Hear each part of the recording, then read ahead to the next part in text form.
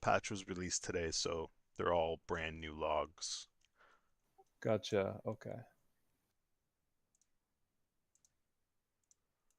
All right. Streams back up.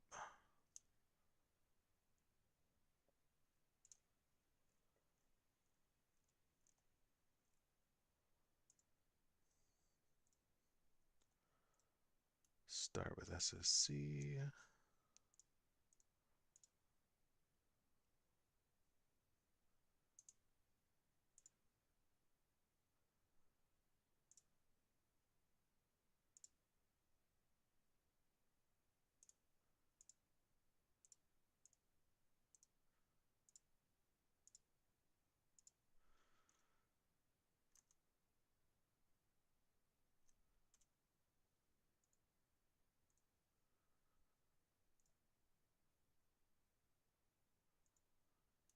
Get my notes. All right. And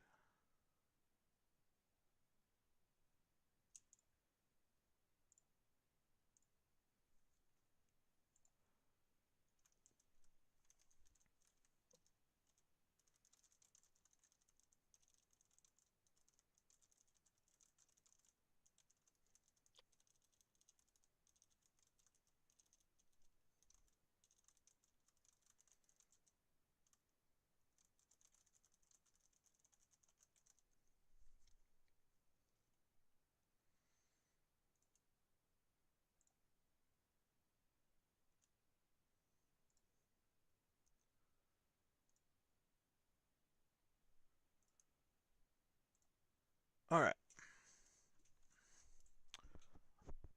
So I'll link this video that I'm going to be referring to. This guy did 2 videos. He did a couple runs on PTR. He's pretty known for raid leading, stuff like that.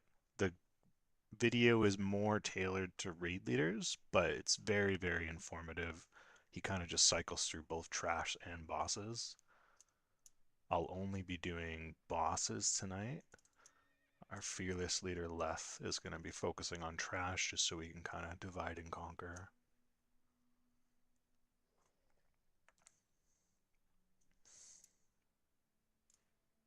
But yeah. All right, so I'm going to kind of talk through each fight. We'll watch it and we'll kind of like see what it is we're talking about, sort of thing. Again, I kind of mentioned it before, but Zoe's notes are fantastic. Really, really detailed. Goes through each ability, what it does, what the strategy is. I think some of the strategies will change from what PTR has seen and stuff like that. But for the most part, they're a really, really good launching off point, just so you're not frantically whispering people at the start of polls on what to do. So, Hydros. Hydros is the first fight. It is a giant elemental. And basically, Hydros has 2 phases. Has a frost phase and a nature phase. And we will phase it depending on where we have the boss. So there is an imaginary line right about where these flags are, you'll see in a second. And every time we drag the boss between the two, it'll switch to its other phase. The other significant thing that happens is there is a complete threat reset when this occurs. So sort of why I've been harping on everyone getting a threat meter and really focusing on it, because if you pull threat during that phase and it chases you, and then you drag it across the line, it's just going to keep repeating mechanics, and we're going to wipe pretty damn fast after that. Every time there is a reset, it'll spawn some ads we have to kill. The tank who was currently tanking Hydros will grab those ads. And As just want far, to know yeah, those ads are all stunnable. yes, yeah, we can CC them, all that good jazz, but we'll focus the ads down, then we'll kill the boss. Basically, what the tanks are going to do is they're going to take the boss to about 4 stacks. I was watching specifically in this video, he goes to 5 because he's a warrior and he has shield wall and all that jazz. But I think to be safe, we'll definitely start with 4, and then we'll see how greedy we can get depending on how comfortable the tanks feel. I did write some numbers down for you, Leth. He said 244 was a really nice sweet spot for resistance, which Yeah. allowed you to wear a lot of threat gear. I don't know if that's helpful. Um, in each phase, he will do 2 different mechanics. So in Frost, he will do a Frost Tomb that will freeze anybody within 8 yards of the target. So we're going to want to spread. There's like a /8 yards for DBM and bigwigs, which is really helpful for that.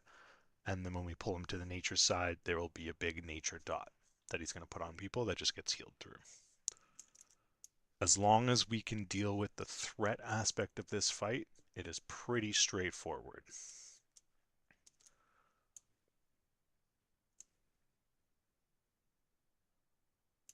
So this is the frost phase.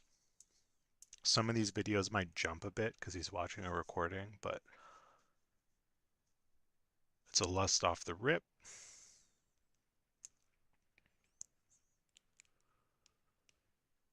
And then you can see in his weak aura section, he's at 1 stack right now. It's about a minute before we get the second stack.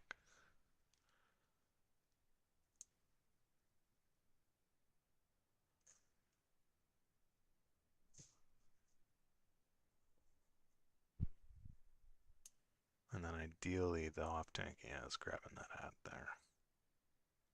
Some of this will be a little bit weird because this is a pug, so he doesn't have full control over his group.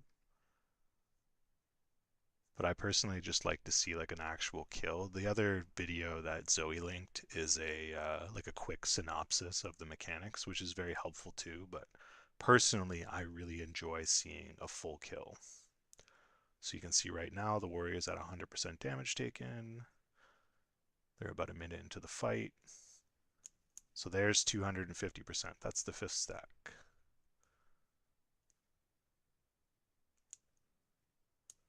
So because it is nerfed, it's not going to be quite as bad, but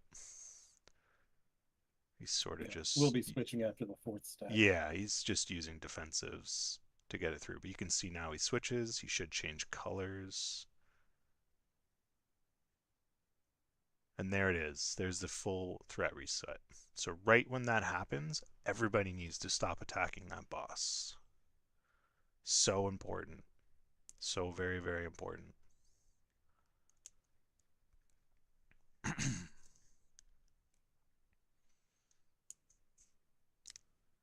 think he said something along the lines of once gear is at a certain point, you might be able to just take the 5th one left because he'll be close to dead. That, and also once gears to a certain point, you can have someone wear both, both sets of resist, and you can solo tank it. Yeah, doesn't really work for us because I don't know if Bractor has... You don't have a DPS spec and neither does Bractor, so you guys are tanking regardless, right?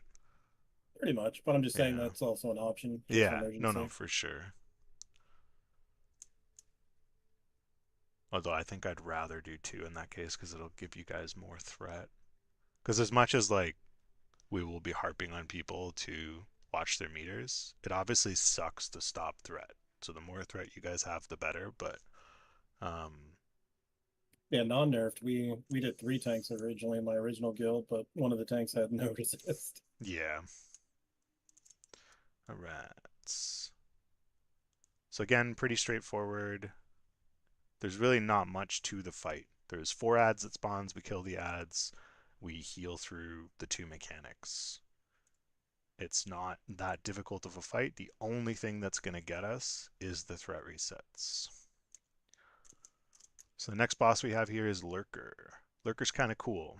We need 300 fishing to fish him up. I have that, Leth has that, so we should be fine in that regard.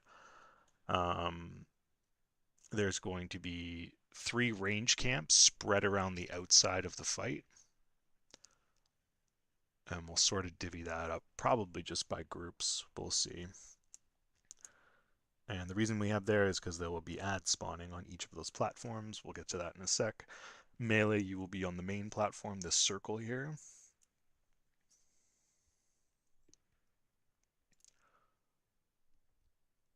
And then tanks, there's a certain spot he was talking about.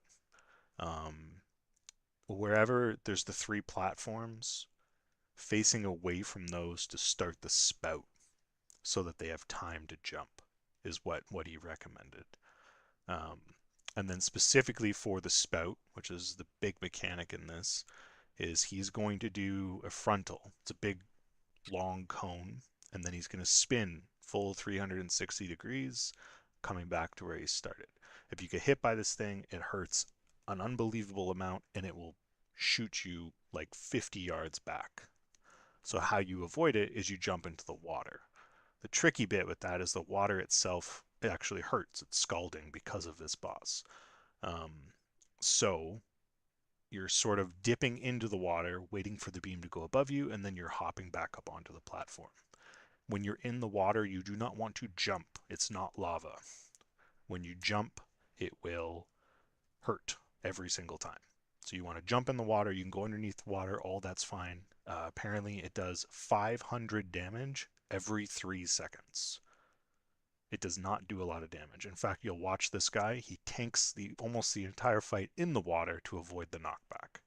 So it's not a ton of damage that you're tanking when you go in the water. It's far safer, even for melee. Melee kind of like running around the edges. Just jump in the water. You can honestly like jump in really greedily as well, depending on how good our healers are, so that you don't get the knockback mechanic as well when he does his swirl. And then he will jump down for an intermission. I think it's about a minute after you start him. We will have 3 melee ads come out at different spots, and there will be 2 ranged ads that pop up on the platforms. All of these ads can be CC'd, they can be stunned, all that jazz. Specifically for range, really make sure you're using it, because you will have no tanks. It'll just be you guys burning those down. So just watch your health, watch your kind of like your buddies in your group there. Make sure we're using stuns, CCs, all that good stuff. Melee, it is a little scarier. They have a giant cleave and they hurt. So hopefully we'll have 2 tanks, and then I'll probably just like pop in the bear or something to grab the 3rd one. And we'll just group them up and cleave them down, but really watch their frontals.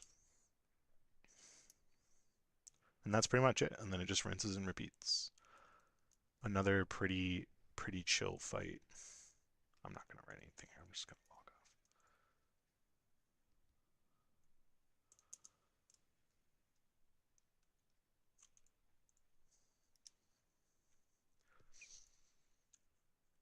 So you can see he just sits in the water here for this knockback. It's another lust at the start fight.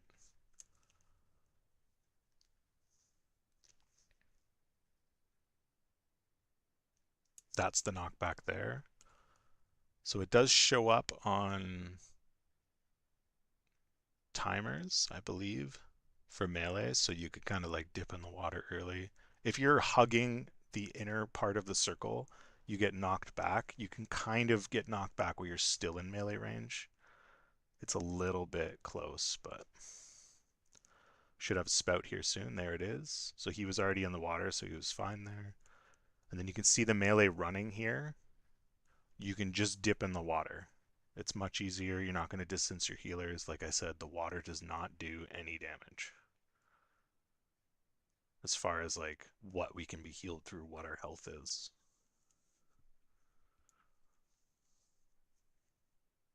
You just go in the water when it is going to hit you? Yeah, so when the spout was going through, I'll back up here. This spout here, as soon as you see this Yeah. spout going off, if you're in the water, it can't hit you. It just basically it Oh, goes over top of you. okay. So as soon as you see this water coming, you'll see it with the tank here. Like he did not get hit there by the spout because he's in the water. Mhm. So as soon as it's going to Cool. the DPS camp, you just jump in. The range players on the left there did it, right where that skull marker was. So all you need to do is dip into the center, and then you'll see here, I think he's going to do it right away. He's going to do a whirl here, there. for that knockback, you can also go into the center to stop the knockback so that you can kind of maintain DPS uptime for melee. Does the world do a significant amount of damage, or is it like just a knockback? It does some damage. You can kind of see how much damage they took there on the meter on the left side there on his frames. It's not terrible. Is it always after the spout? I believe he does one after the spout. Yeah, it seems sporadic. He It's always does one after the spout, but then he also does them during the fight as well. Mhm. So that's why I'm saying, like, if our healing's good enough, melee can almost just stay kind of in the water, but we'll have to see. Because 500 damage every 3 seconds is kind of negligible. Okay, so this is P2. So you can see here, ads are spawning for melee. There's 3 that spawn sort of on each triangle. So we'll just do 1 tank each to start, and then we'll see how you guys are feeling. But you need to watch the cleave. Actually, a bunch of melee are dead basically because of the cleave. And then let's see if we can see the range kills. There. You can see the range are on that platform off to the side, just sort of here near Skull.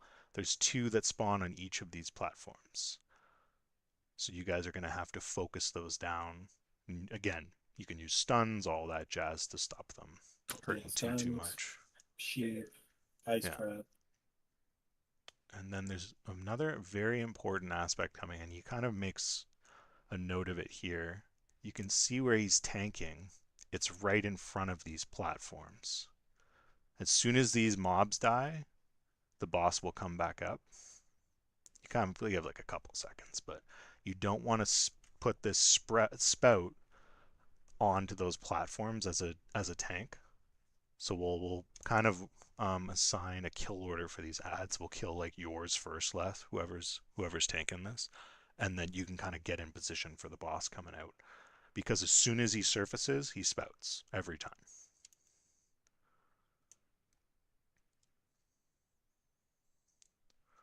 That's sort of what he's going over here now. So again, the spout can go a different direction. So obviously you can see you started the spout. It was right on the platform, so it was difficult for the DPS to deal. And again, you can see the melee running around. Just jump in the water. Don't even worry about it. And that's it. That's pretty much it. They've had a bunch of deaths here. They're going to sort of chug through this. I think they get another ad phase. But there's nothing too fancy. The ads are a big part, making sure we kill them, making sure that we don't lose a bunch of melee. You can see the range are kind of jumped in already. And then he's going to do a whirl, and he jumps back down. Another ad phase here.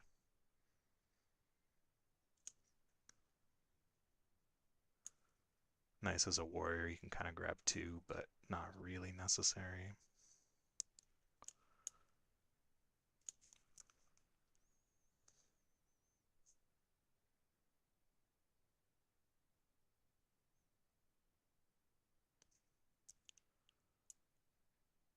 And then we'll get through this quickly.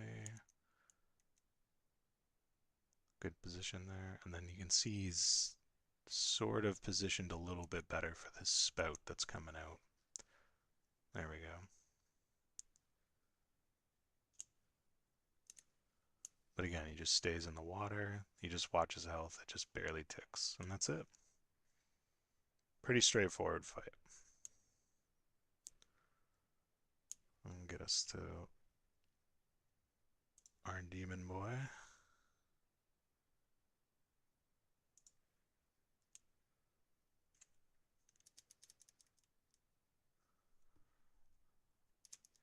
Like was alluded to tonight, trash is a lot. There's not only is there a lot of trash, but there's a lot of mechanics to the trash. There's a lot of CC, a lot of damage. Everything about it is just a lot. To be perfectly honest, it almost seems like too much. It seems very dramatic. But what can you do? So we're going to have to be really tight on that.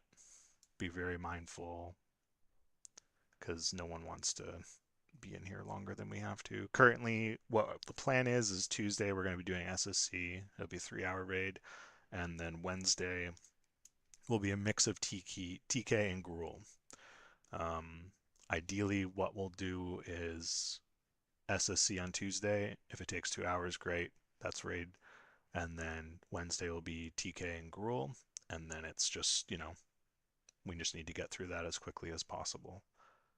And then we can, not be there for 3 hours. But it will not go past 3 hours. So if we don't get the Vaj the first week after 3 hours, it is what it is.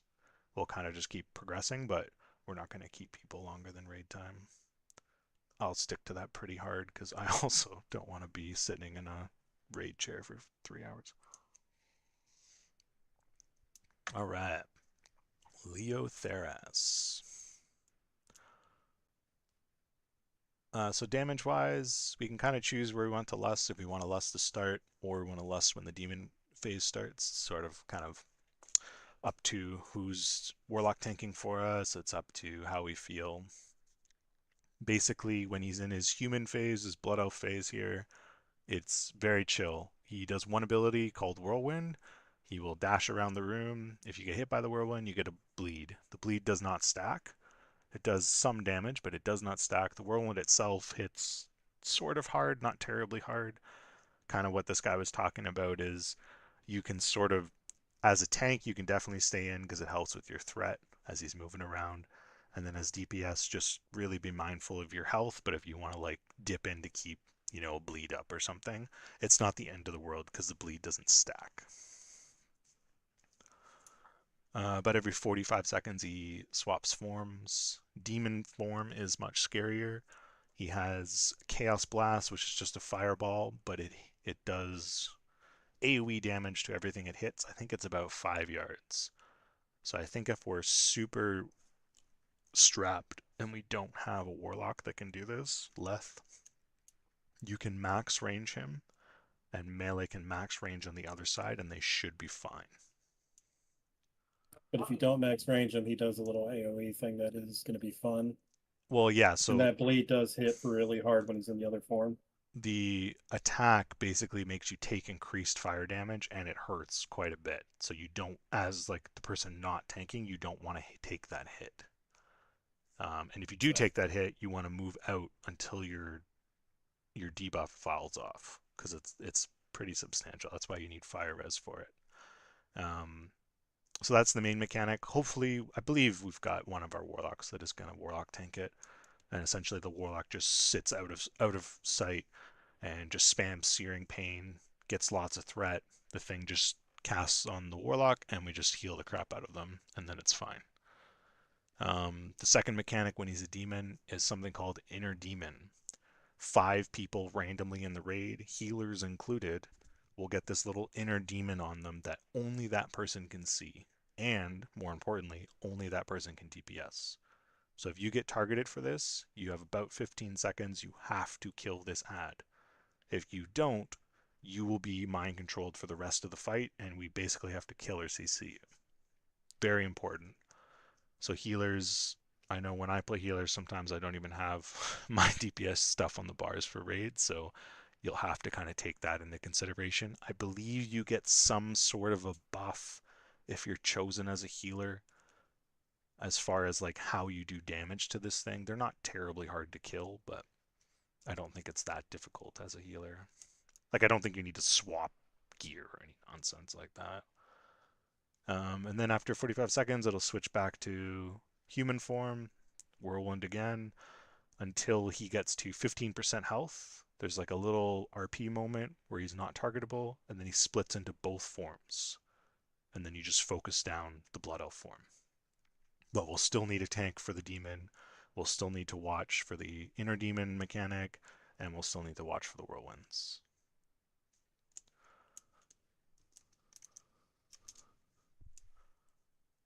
So it'll be another fight of sort of watching threat, and hopefully the big thing I think are going to be the MCs, people focusing on that, realizing they have it. This is just how you unlock him. These things just need to die. It's not the end of the world. And then he is spawned.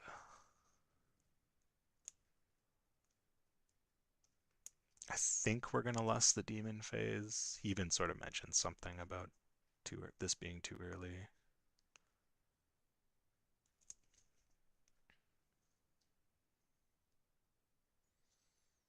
So this is the whirlwind. Sort of slowly goes around the room, goes after people. A lot of people are going to take bleeds in this. This is a good time for raid healing. Make sure you're sort of staying stacked after this happens as a range group, just so it's easier to get circle of healing out, stuff like that. But again, the bleed doesn't stack, so as long as you're healthy melee, you can kind of cheat and stay in a bit.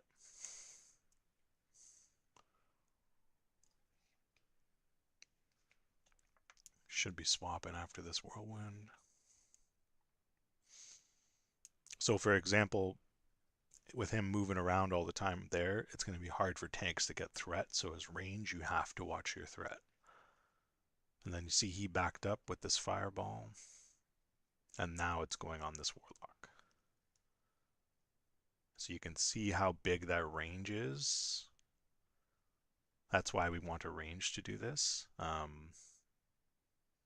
But we'll see if we get desperate if somebody passes or dies.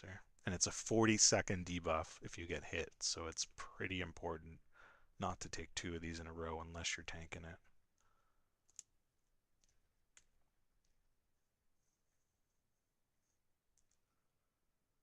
I think this warlock dies at some point here.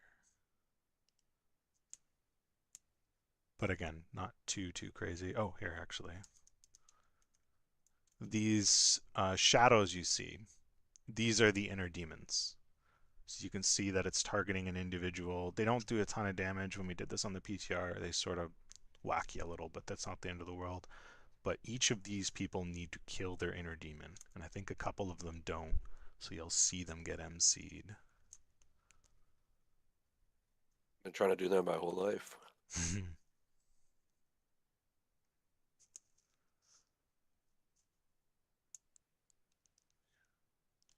I think he even points it out here.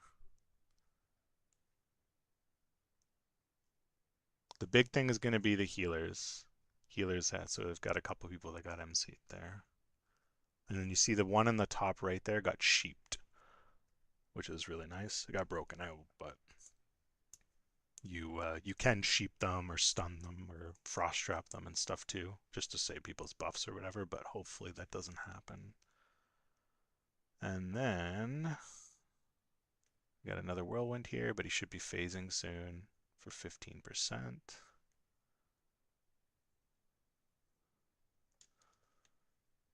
just gonna skip ahead because he's explaining something. Here it is. So this is the second final stage at 15%. So you can see he's like untargetable, so don't pop a cooldown at 20%. Yes, we will all mess that up the first bit. And then here's the split. So you're still going to focus him, but this demon form will still need to be tanked by someone. So that warlock died, so now this thing is just free casting on the raid, which is not good.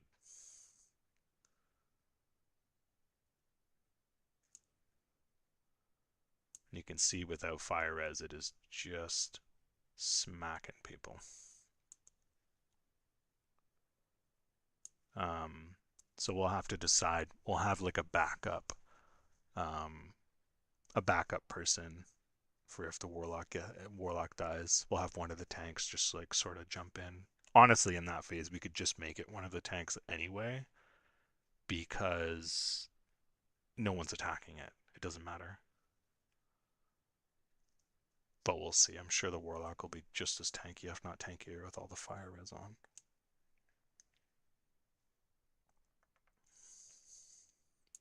And then you just focus this blood elf until he dies. This is a long fight. He's got a lot of health apparently, so it's going to be a test for healer mana and all that good stuff.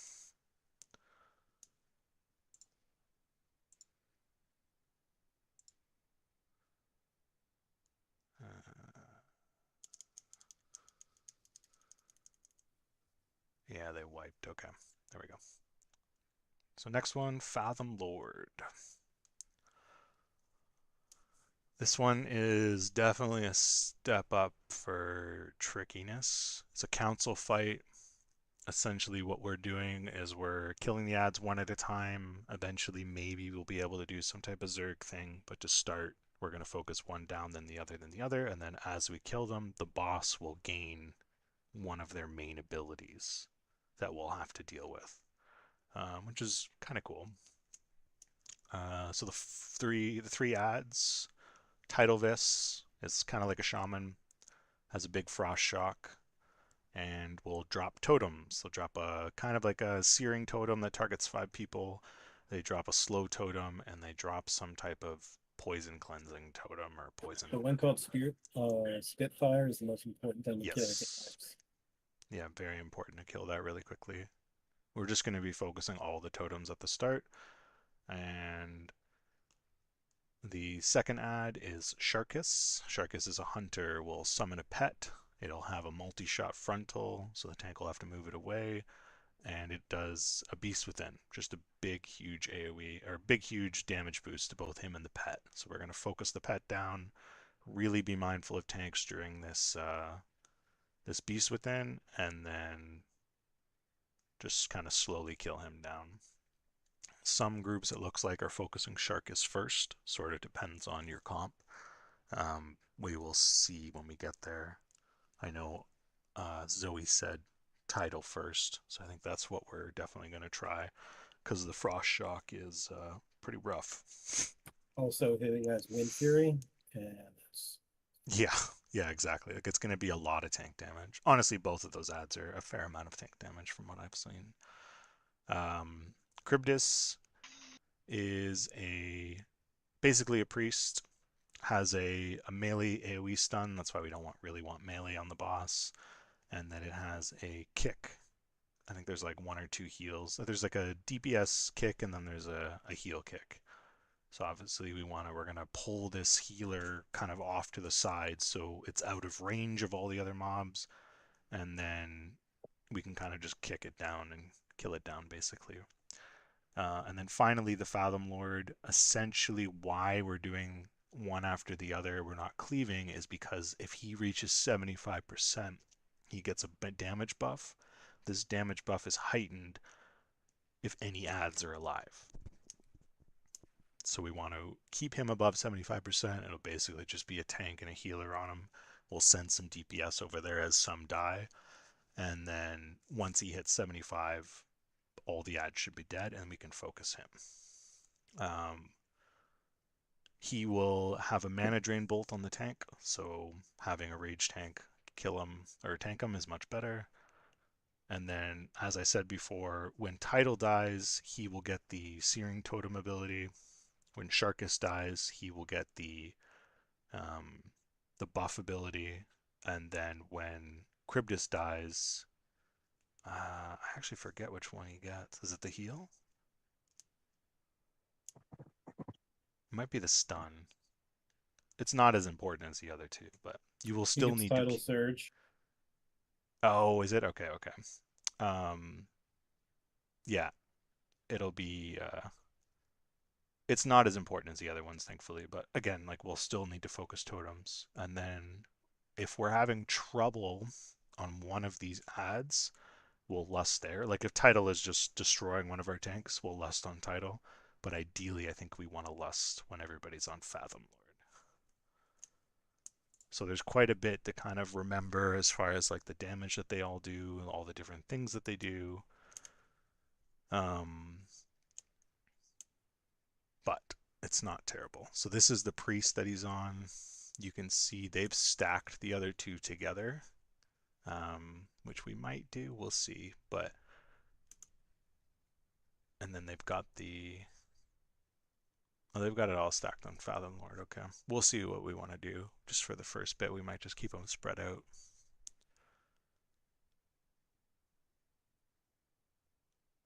You'll see this stun that this priest does. There's the kick. And then she does like a frost tomb. I think it's within 10 yards or something.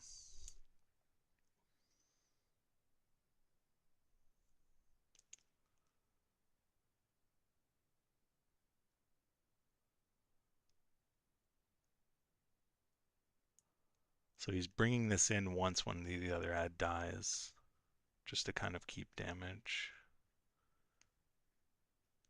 Again, once we kind of get more familiar with these fights, we can just zerg them down. You can see the totem there. That's the totem we have to kill. Doesn't have a ton of health, but it does need to die. There's that attack. It's going to shoot out. See, it's shot out at 5 people. Does a fair amount of damage. And then that's the melee stun there. That pet is just left over, but because the hunter is dead, it's fine, because the pet's not really going to get buffed, so they just ignore it. You're still focusing the ad.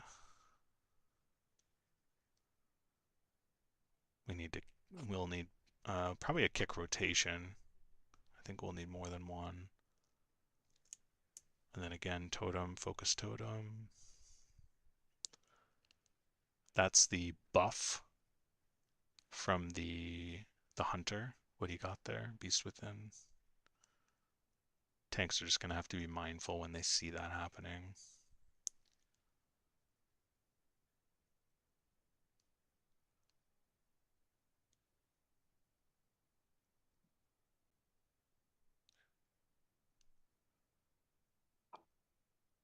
And then he's at 79, so he should kind of not enrage, but get a buff here once he hits 75.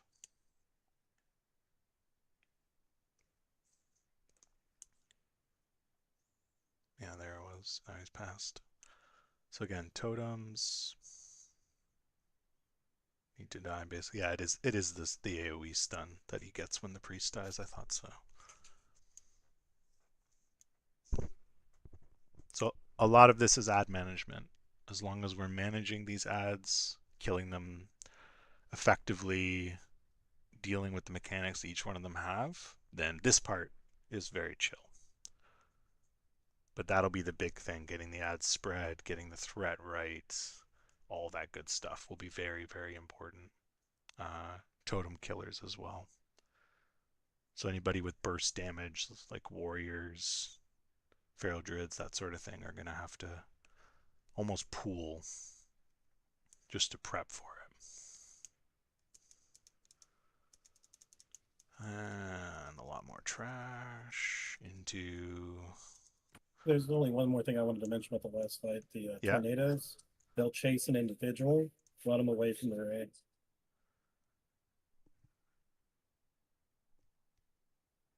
You think they chase, eh?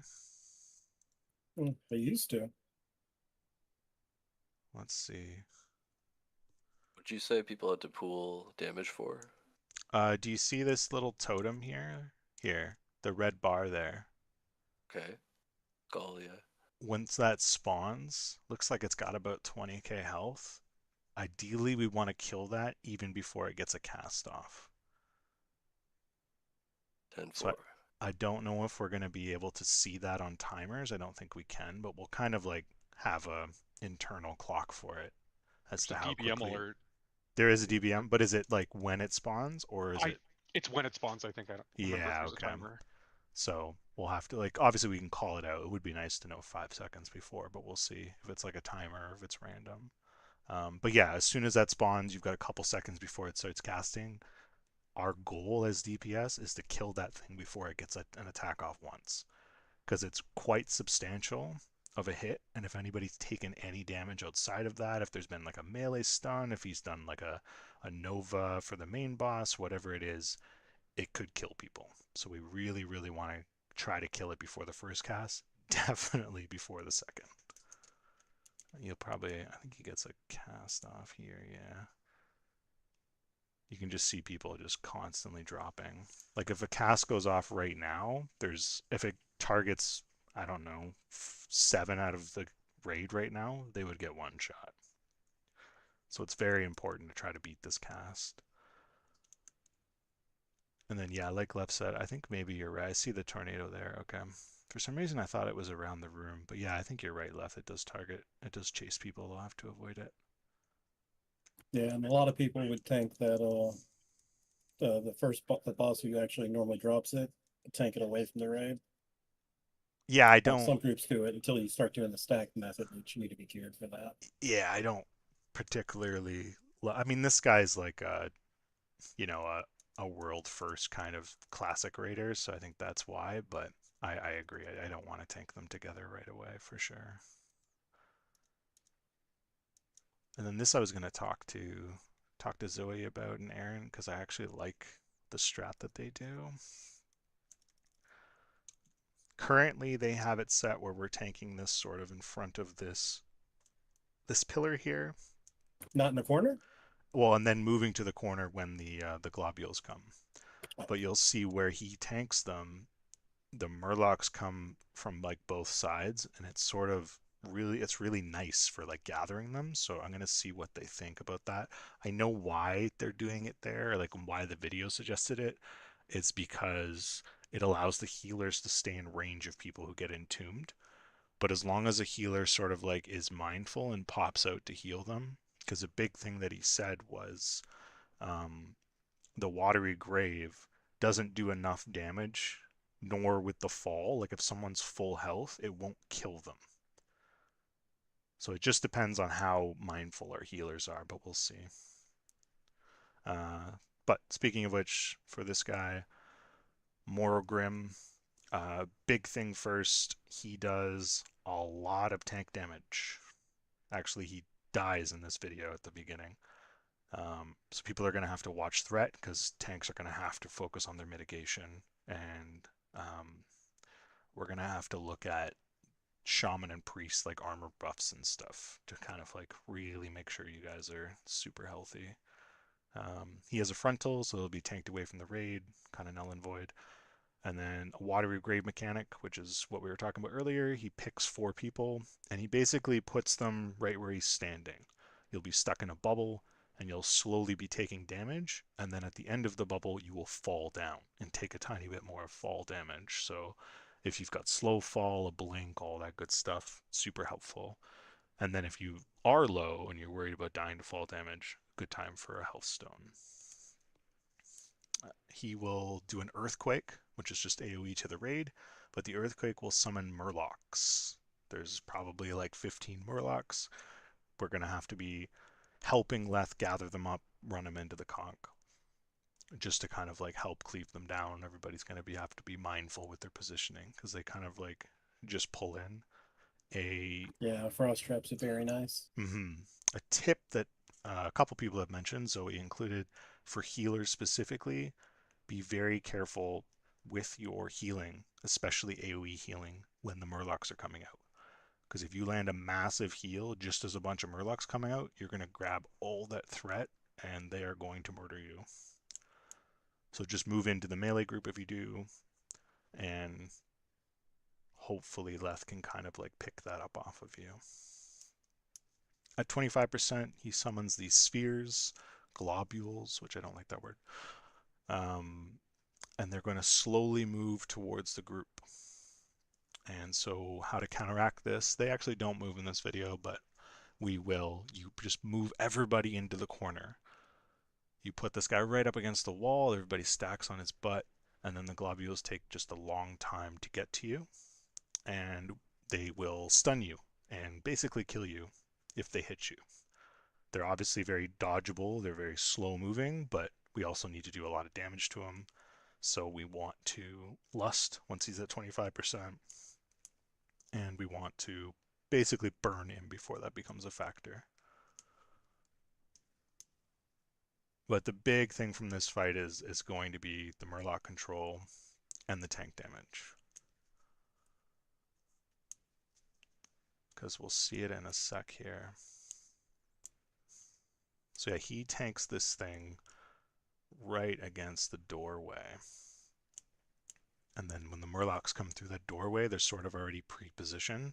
And then you basically only have to worry about the ones coming from the tank's left side here, which is nice to see.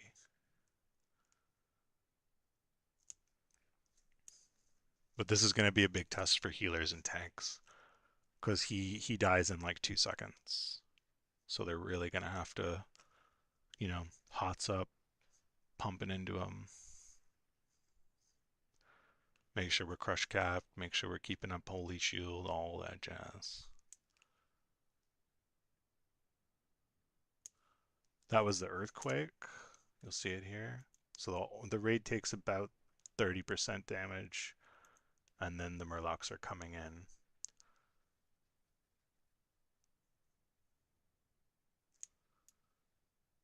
So you can see them coming in from there. So a big reason why I like tanking them right there is that that first group is sort of like easy to grab for tanks and whatnot. And then you can see there's some people that are out of range. I'm gonna move this back a bit here. You'll watch 4 people get kind of like thrown against the wall here. So the 4 that are grayed out on the top raid frame, I don't know why he has 2 raid frames, but these 4 have just been entombed in the watery grave. So you can kind of watch their health isn't too bad. But as long as the healer's kind of mindful and like keeps an eye on them, we'll just assign 1 healer to do it. I don't think it'll be too much of a problem.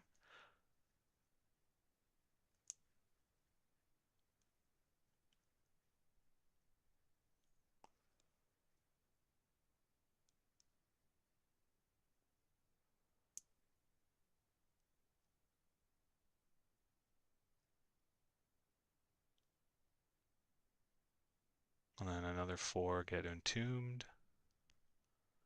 So obviously this is happening like during, you can see like those Murlocs just ran right past the tanks after the healers. So healers are going to have to be very mindful to kind of like keep the tank in between them and yourselves. And if they're doing it with 3 tanks, one of the tanks can spam Blessing of Kings to try to get early threat on them. Yeah. So yeah, you can watch his damage taken here. He just absolutely gets clapped. Jeez. Yeah, like it's a lot of damage, so healers are gonna really have to be on the ball. He did say he didn't have like demo showed up and stuff. Like he wasn't really expecting to be killed, but it's gonna be interesting. He also like this guy's so sassy. He just kept making fun of like all the bugs. It was unbelievable.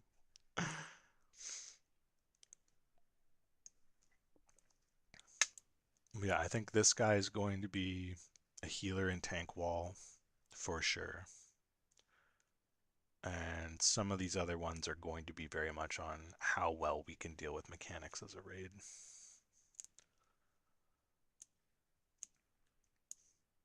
This will be a guy you'll definitely want potions and nightmare seeds and all that good shit for.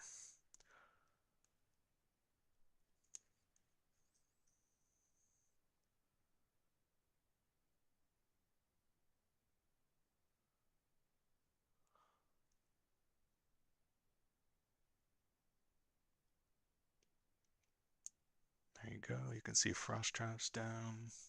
Everybody's sort of stacked on the butt just so they're all accumulated, and then you'll have a couple healers that'll just scooch off to heal entombed players. Also important to heal up after Earthquake pretty quickly because we can get an entomb as well. We'll have to see what the timers look like there, but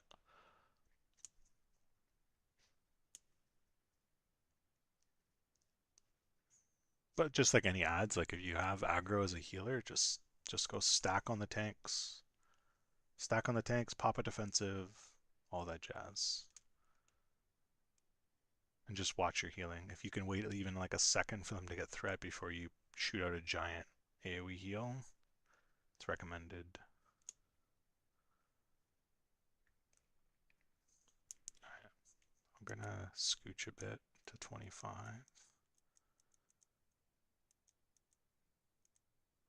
So once he hits 25% here is when he starts summoning the globules. So these people will not move in this fight, but we will. So behind where the tank is, sort of near the bottom here, is a corner, and we're all going to run into this corner. You're going to keep the same positioning with people behind the boss, but we're just going to kind of move into the corner because it's going to take that much longer for these orbs which you're going to see kind of come from where his raid frames are going to start coming towards the boss. There you go. You can see a couple of them there. So you can see how slow they move, but obviously with the chaos going on, it's easy to not see them. Currently in the PTR, they don't do damage. That's why you see a boomkin just running through them. That will be fixed. They definitely will kill you and stun you. But you can see they slowly move towards the raid, and then I believe they sort of like curl into the boss. So this is essentially the burn phase. We'll want to lust here, try to burn them before having to deal with those orbs. But we'll see how it goes.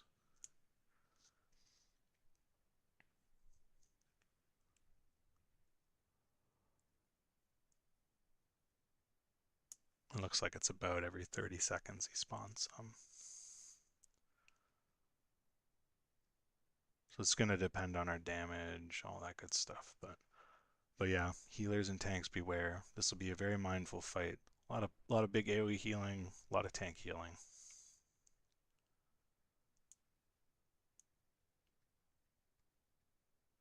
But certainly not impossible. All right, on to the snake lady.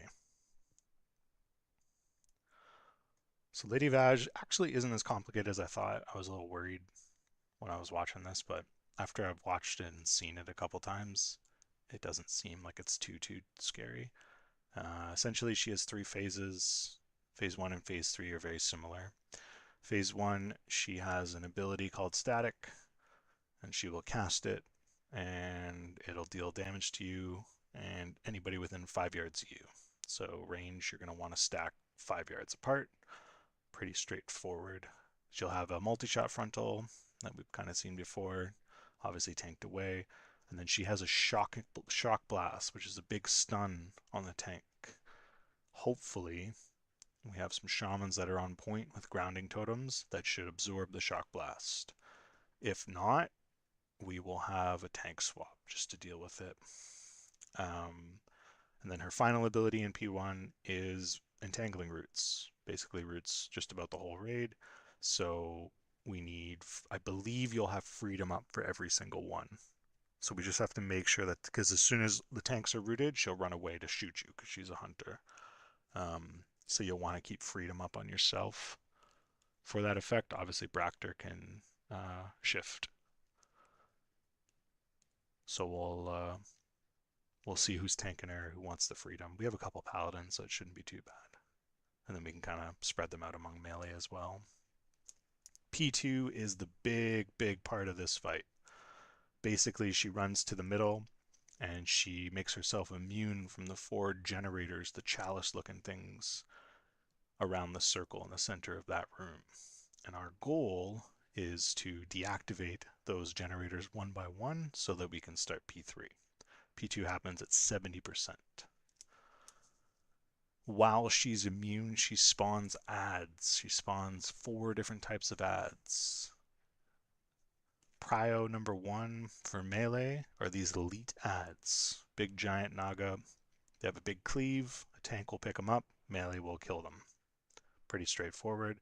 Melee's going to sort of stay around the center of this room and look for those, bring those in. That's where we're going to kill them. Priority number 1 for ranged are these striders, these giant looking Fen strider fuckers, and they have a silence around them. I think it's about 8 yards, hence why range is going to focus them.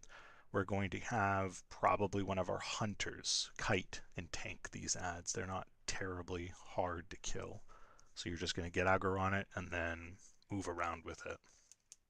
Obviously a warlock can do it with Searing Pain as well, and then just focus down and kill it. The elites spawn every about 45 seconds. The striders will spawn about every 60. Third type is Enchanted Elementals. They're just regular looking water elementals. They will constantly move towards Vaj because she wants to absorb them to get more permanent damage. Our goal is to spread range out, and when there's no strider or when something's getting super close, you're going to want to focus down those ads constantly through the fight.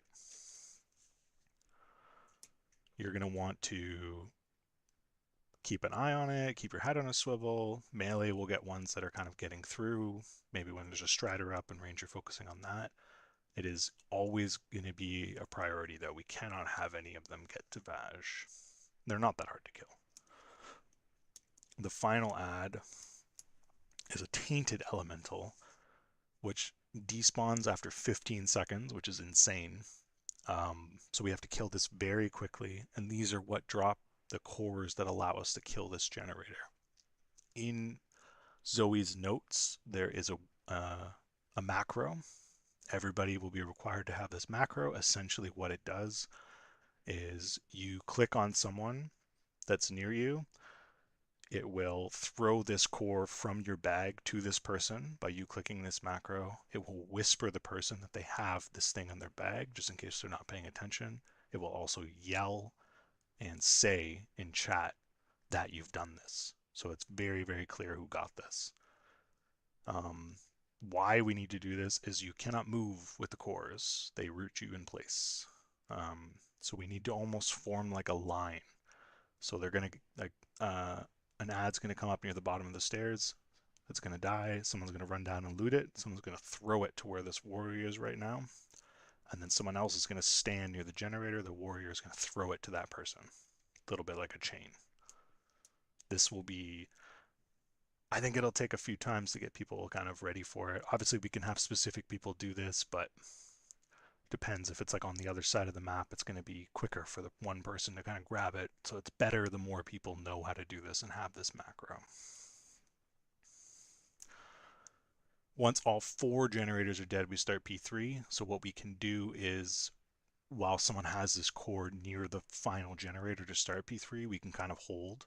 And if we have any ads up, like big ads, we can kill them first and then dunk this core in to start P3. We'll have to kill some small ads that are still up, but then P3 basically transitions, which is pretty chill. P3 is when we'll lust. All of P1 happens exactly the same. There's still a static, there's still a shock blast, the frontal roots. But the big thing is now there are these spore bats that fly around that range are going to have to focus on. It didn't seem like they were that prevalent. And they are going to drop acid pools on the ground that slowly stop all the space that we're allowed to use. So it's sort of a race to the finish. But if we kill these spore bats quickly, then we won't get as many pools. You'll see they don't really get many in this fight. The pools will kill you really fast. I think he said 2 to 3 ticks, you will die. So it's super important to both kill these ads and notice when we get these pools. So like I said, it seemed like a lot when I was like reading through it. After watching it, it seems pretty chill. Oh, this is another point he was making, Lev, specifically for tanks. These generators are line of sight. So you're able to stand behind it just to make the pull a little bit easier so that you don't, yeah, just so that you don't like early pull from proximity.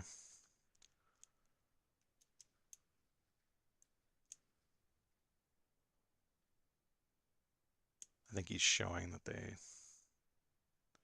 oh, you might have already done it. But yeah, there you go, she's shooting. He's gonna want to face this away. That was the static or the shock blast. That might have been static. But grounding totem is going to be very important from our enhancement shamans. I guess Jinx as well, but.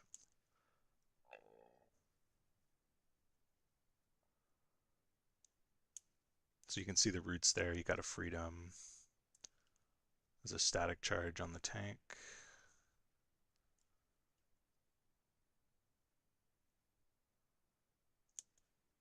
This first phase is pretty chill. Again, most of this is going to be P2. I feel like once we get to P3, we've got enough range that are got a good head on their shoulders that they'll be able to do that. There you go. You see that? He got rooted and she ran away and just started shooting. We don't want that to happen, so we want to save freedoms for that.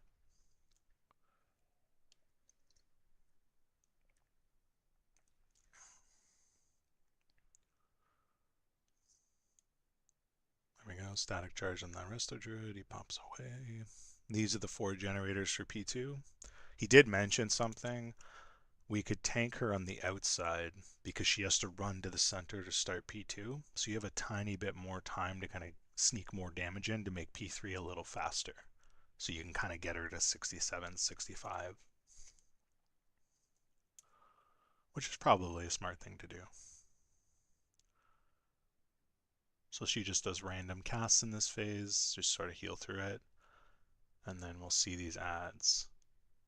So you can see range is spread out along the circles. He assigns people to specific quadrants. We'll see if we need to do that or not, or if we can just have range spread around. But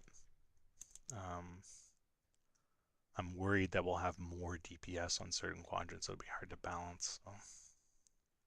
But you can see these little adds that are coming out. These are the ones that we have to stop from getting the Vaj. They cannot be tanked. But they die pretty quick. Rhonda, are you AFK in here?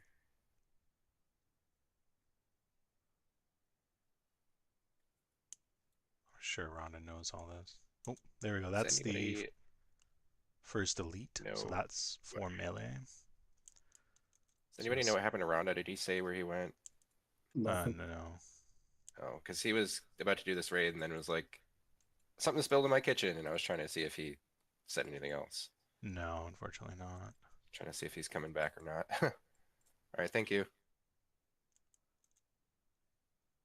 So this will be melee focus. Range will be focusing on the small little adds. And then we should see a Strider soon. There it is, big Strider. So that's what range is going to focus on. And looks like this Ellie Shaman has got threat on it right now. So it's pretty slow. You don't have to worry about like kiting like with CC and all that. You just literally hit it and run, hit it and run. And then I would say, I mean, the Ranger doing that one there, you can see came up a bit. Once it gets up to the top platform, that's when I think melee will focus on those. But other than that, melee just chill. And then you can see that one of the generators is down. I wonder if we can see the moment. He's sort of sporadic here. I think it's this Resto Druid that gets this. No, the Boomkin, he said, is putting it in. But essentially, they would have had a Tainted down at the bottom there, and then it's getting passed up. I kind of wish we could see it, but I think there is another clear section later. But again, Elite, this is for melee, tanks it, pushes it off to the side for the cleave. Sort of melee always staying near the center. Then the range never have to worry about this mob. And then once melee kill this, another Strider will appear. And it's just this song and dance you're constantly going through. That's why it's important that we don't miss any Tainted. Because we do not want this phase to last. There's an Tainted right there behind his weak aura. You can see it right here. And it spits out stuff at people, but essentially you want to kill it really quickly. And then you can see that it spawns sort of already near a generator you already killed. So sometimes it might take 4 throws instead of 3. We'll have to have people on comms.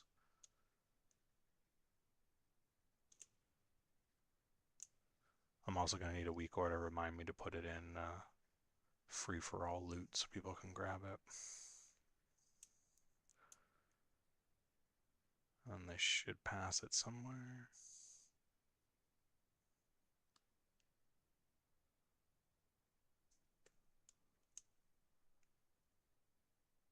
There it is. That's 2 of 4. And it's just rinse and repeat. So this phase will be like 4 to 5 minutes long. It's definitely a marathon, this boss.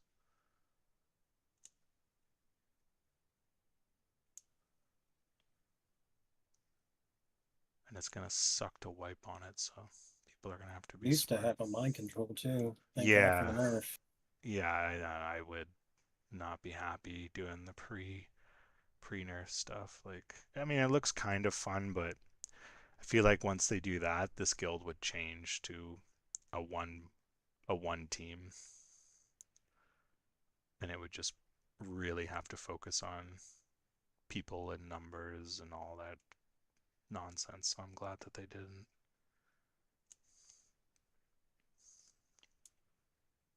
Because I don't think it's quite at mythic rating level where retail is now, but it certainly mimics it. That's for damn sure.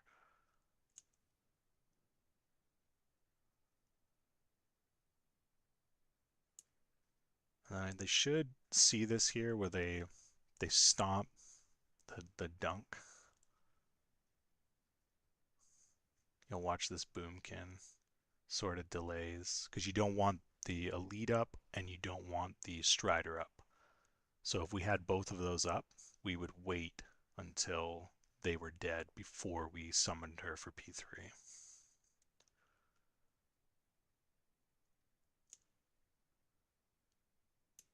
And he's just prepping. The strider dies. I think he pops it in now. Oh, so you see right there, we don't want that to happen. We want to kill this first before we summon her.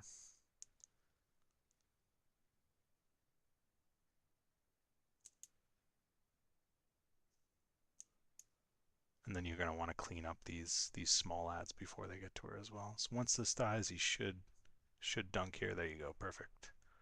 And then all you've got are these small little ads. This is where you should be lusting. There's the lust. Finish off the little ads, and then you're focusing down the boss, and ranged is watching for these bats. You see at least one puddle here, which is good. But the range are pretty on top of it here.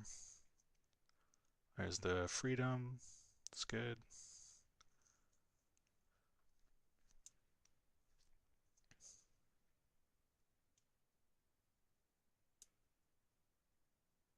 And again, very similar to P1, but not that much stress. There, you can see a bat right there. He was looking at it. So that's how high they are. So range really sort of have to move their cameras around to watch. I'll sort of try to watch as well as DPS just to kind of call it out. And you'll see a puddle here in a sec. There. That's the puddle. That will kill you pretty damn quick. And so if we don't kill these ads, they just keep throwing those puddles down over and over, and you just lose so much space. Which obviously with her root and her frontal gets tougher and tougher. So the better range can be with that, the simpler this phase gets through. But all in all, it's not a tricky fight. It's long, and it's confusing and frustrating, but it's not that tricky.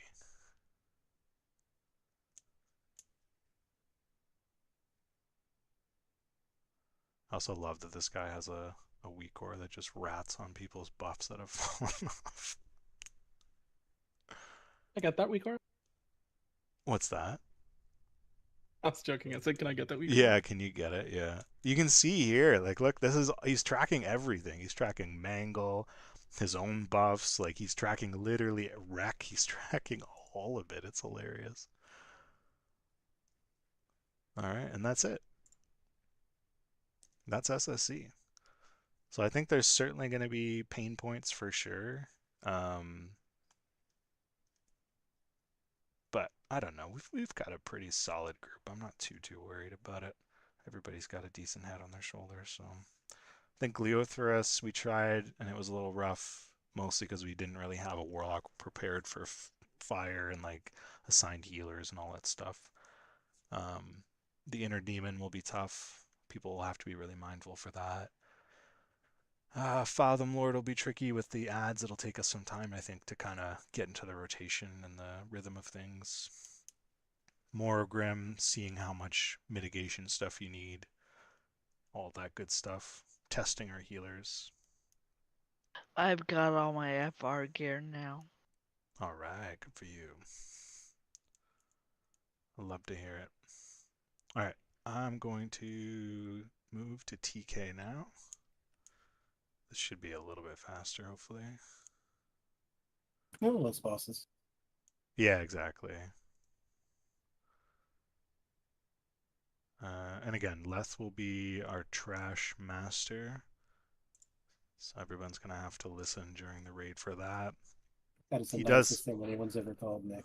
I know. I'm such a sweetheart. They will have this also goes over trash. I'm going to link both these videos.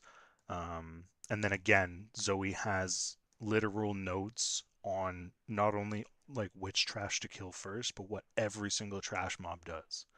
So if you're ever curious and have a question, like that's your first place to go. She did a fantastic job on those notes, and everybody should ping her and say so. They in fact wipe on these ads because they pull 2 of these big dudes. Alright, where's this boss? So, first boss is Alar, big giant phoenix.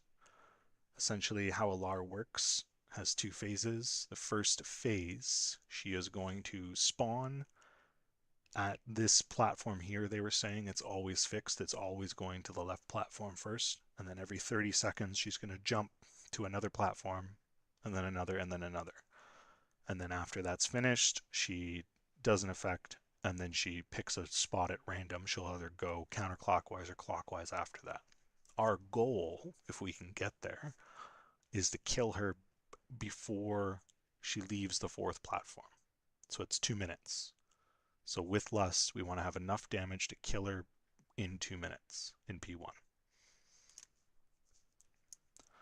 And essentially tanks are going to kind of like rotate. So the first tank is going to take her on this first platform up here, and the second tank is going to move to the second platform and wait for her to jump.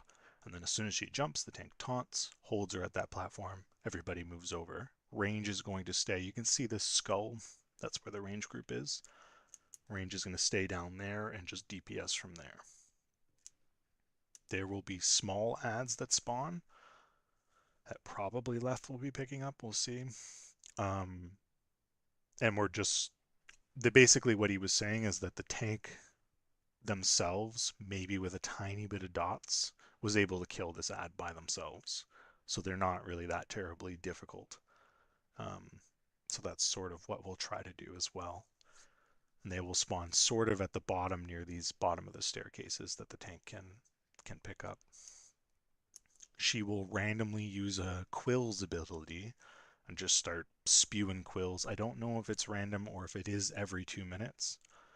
I'll have to see because I don't actually see it on this this kill that they do. But essentially when that happens, everybody who's on the top platform has to jump down or you will die. And then you'll have to move back up once she jumps to one of the starting platforms again. Specifically for tanks, where he has his cursor, he said you don't get hit by the quills, so it allows you to sort of cheat up the ramp a bit.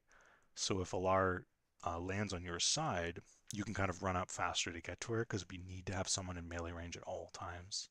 Or she does AoE damage to the raid that'll basically start to one-shot us. And in case of emergency, we can get the Shadow Priest to use their whatever it is and have on them the Wisp. No idea. Yeah. It's the little attacking thing they do that gives the mana back. It'll summon it right on him. Yeah, I got you. Okay. It might Yeah. not have threat though. I'm not sure how that'll work. But yeah, no, that makes sense. We'll try Something that. has to be near him. You can Yeah. do that emergency just to get a couple more seconds. I got you. Okay.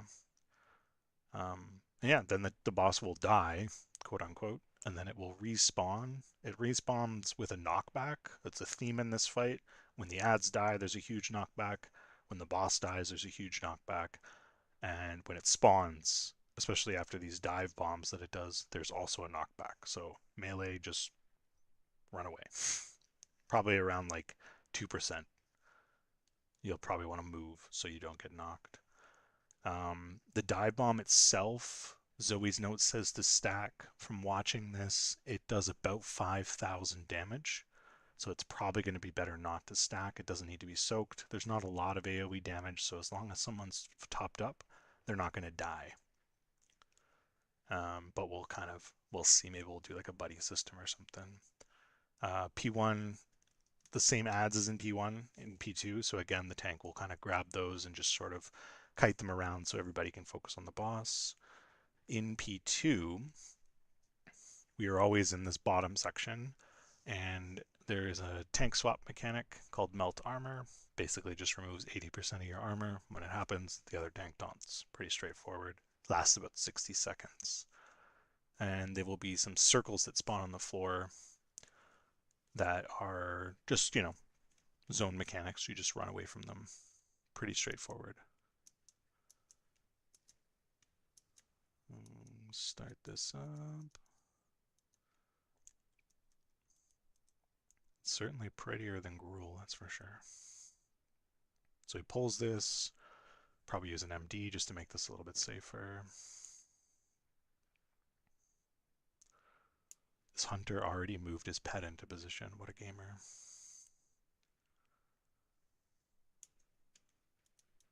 And he starts this off. You can see the tank sort of keeping it on the ledge. This is so that A, he's in range of the healers at the bottom, and B, so the healers aren't line of sight, or the DPS aren't line of sighted either. So Lust at the start. What he mentions here is you can see this range group is like right in front of this platform. What they want to do is be sort of towards the middle. You can kind of, he's talking about it here. Yeah, like right here. So that they don't have to move for the second one. They'll only have to move once in the fight. But it's sort of semantics. And then he's getting ready to move now. Should be around 30 seconds. So he should leave now. There it is. So he just moves to the next platform over, and there's a druid already there. What this druid doesn't do is taunt. You need to taunt. So again, he was like dealing with some PTR pugs, so not everybody knew the fights. But essentially, then the tank's going to be sitting there, and as soon as the boss gets there, you just taunt and go on your merry way. And again, it should be jumping soon. 10 seconds.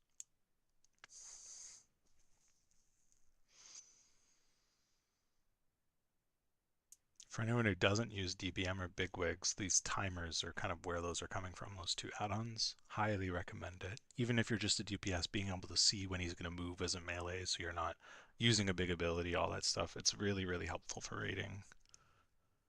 Obviously, this person has an aggressive amount of add-ons. You don't need all of those, but that is definitely one I'd recommend for sure.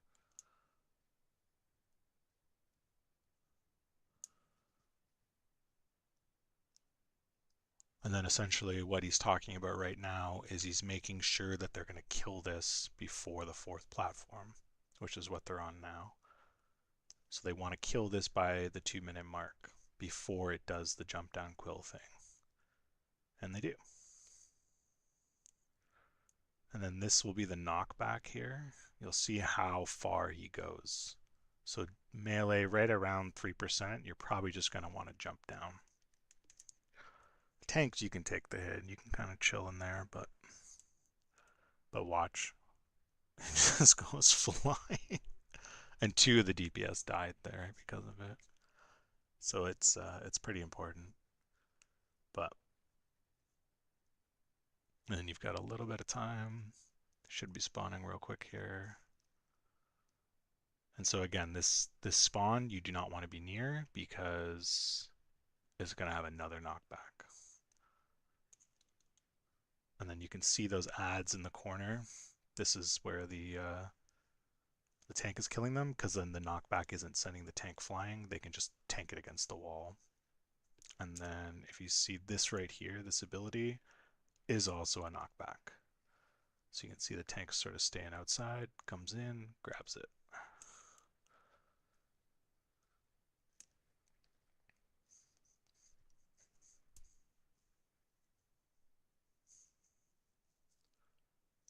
So this part is a lot less moving. One thing he says is seeing the ground effect can be difficult in the center of the room.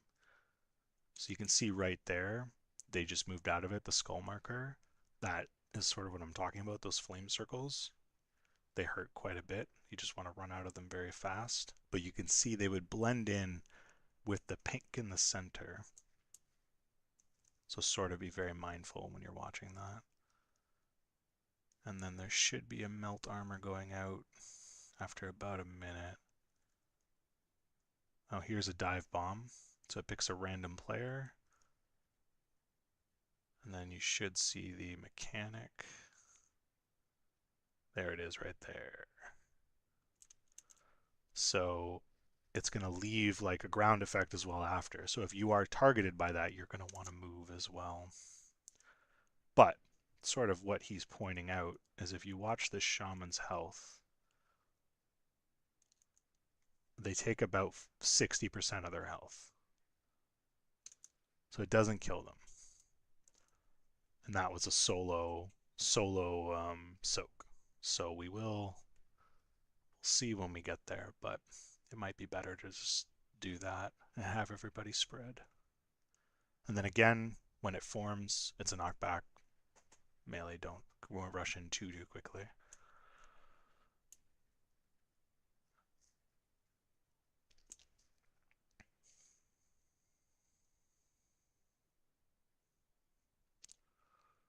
And then there's the melt armor buff. You can see he's got a weak aura for it here. As soon as you see that go out, it's a quick taunt swap, because you'll be taking a lot more damage. He actually ends up tanking the boss a bit because the druid doesn't taunt right away.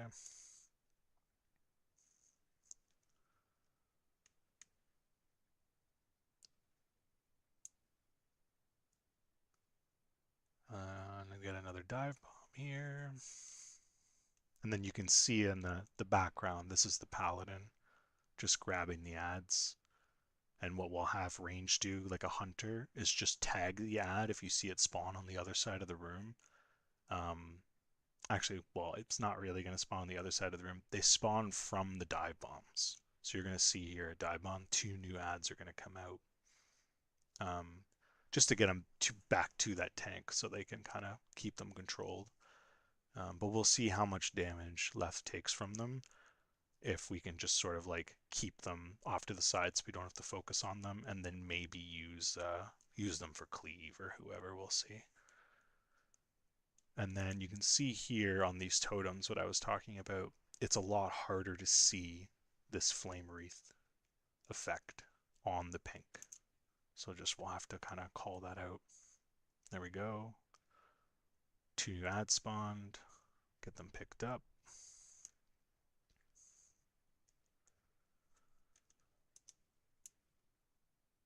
And again, like if you get threat as a DPS, just run to our ad tank.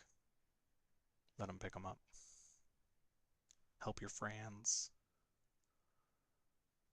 I don't think we'll have to focus these ads, but we'll see. Ideally not, because they do have the knockback, so there's not a whole lot going on in this phase, so might as well let Left pad.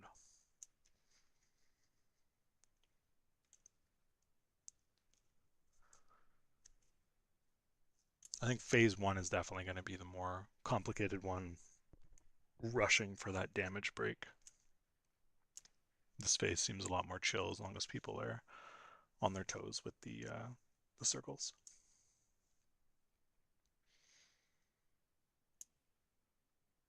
There's another dive bomb.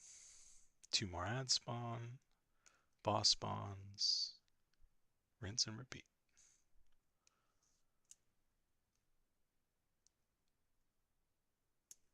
Pretty chill.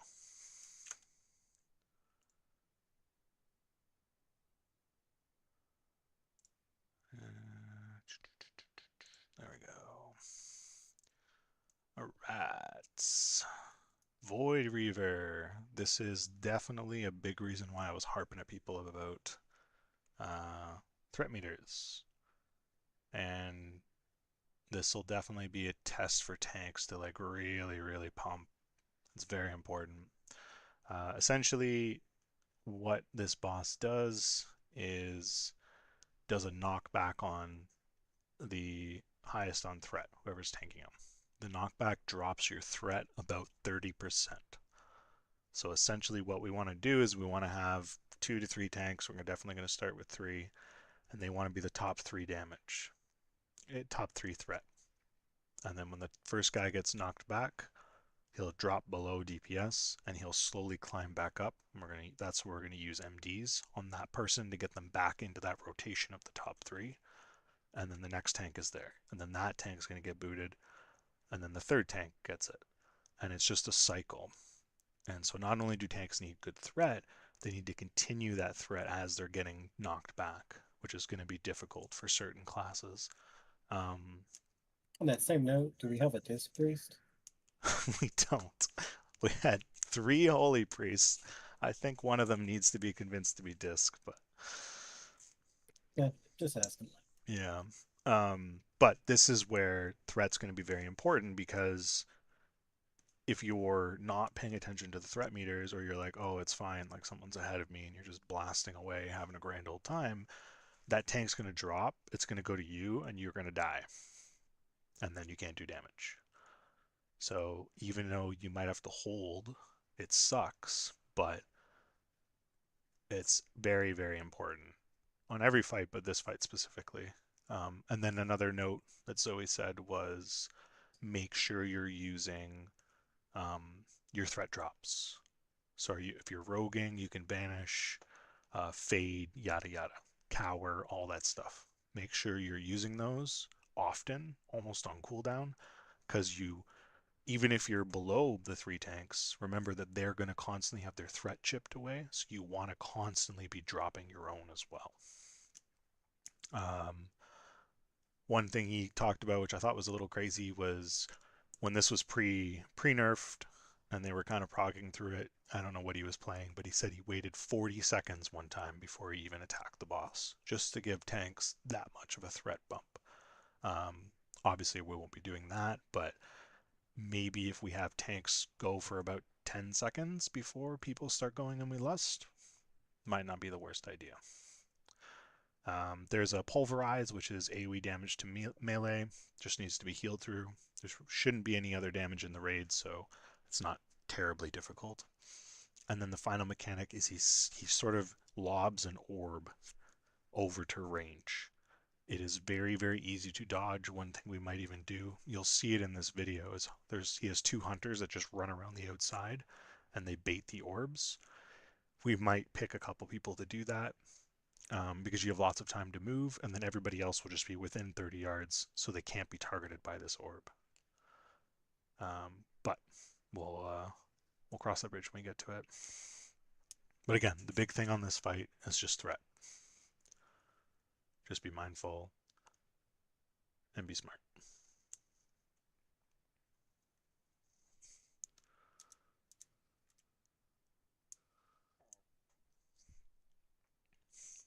So you'll watch at the bottom here where this threat meter is, you will watch them constantly be dropping. So that was the AoE pounding. So you just saw there, he was tanking. You can see the paladin that's climbing on the threat meter. That's the AoE for the raid. Bam, he gets knocked back, he drops in threat, paladin takes over. And so they need to constantly manage that. It happens often.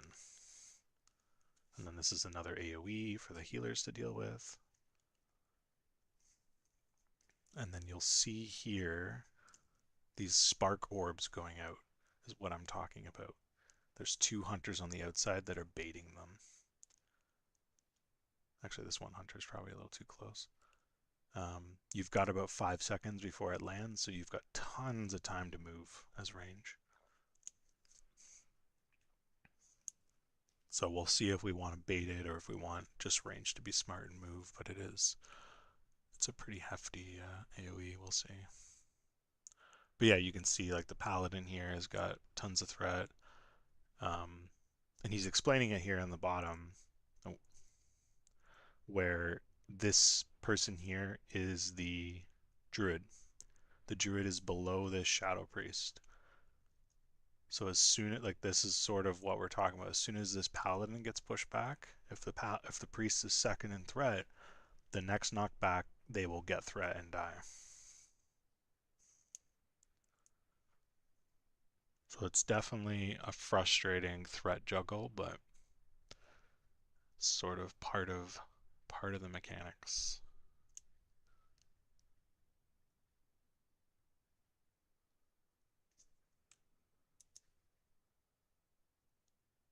Yeah, so specifically this situation he's talking about is like as soon as the paladin gets hit here, the priest is now tanking. So if you don't have your fade, just take a sip of water and chill for a sec.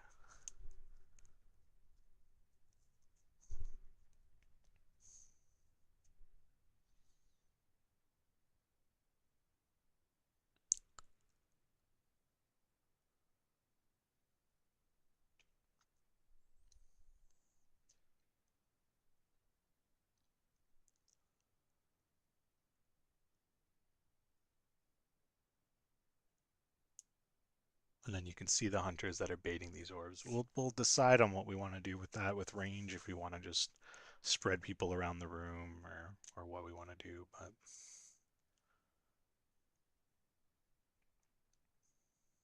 Yeah, if we have good enough healing, just having everyone close except for the hunters doing rounds is a pretty good way to do it. yeah, it sort of It matters if negates. we can heal through the pounding.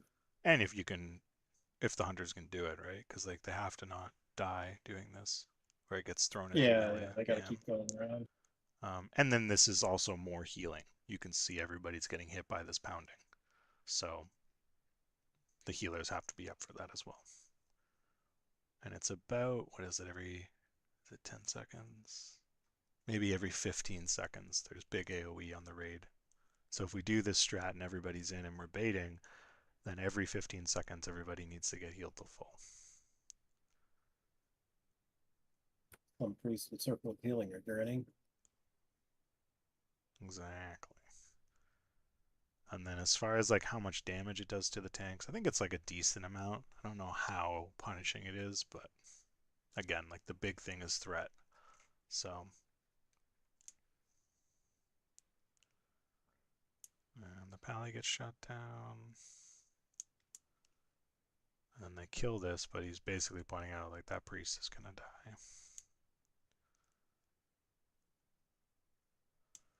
And then like as far as threat goes, like, you know, if the priest is in melee range and the thing just turns around and one-shots you, it's bad for the raid because then you lose a DPS. But it's not like there's a frontal on this fight. But on other fights, like Hydros, for example, if you're pulling threat, you're just going to wipe the raid.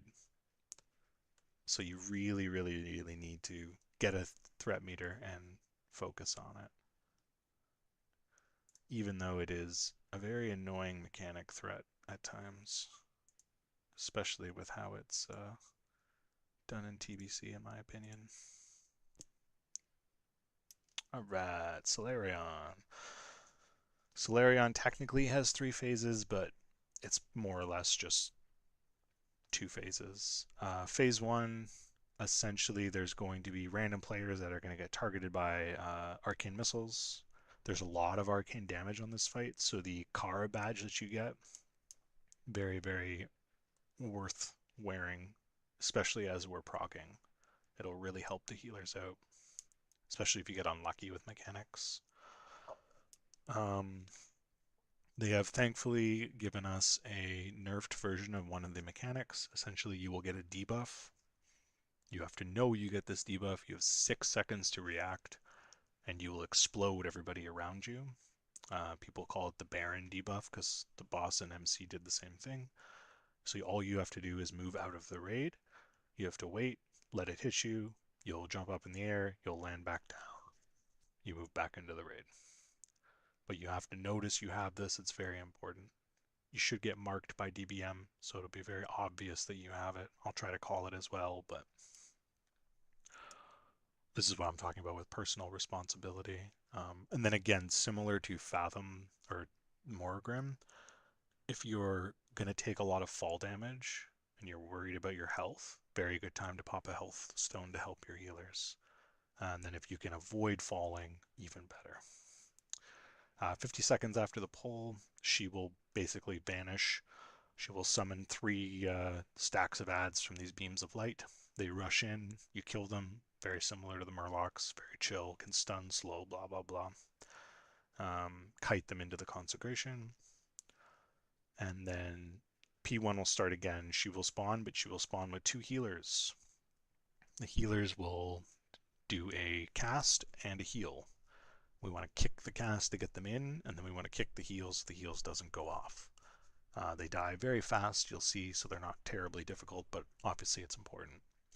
And then on P3 starts at 20% of her health. She turns into a giant Voidwalker who does a lot of fears, so totems and fear wards on our tanks are going to be very useful.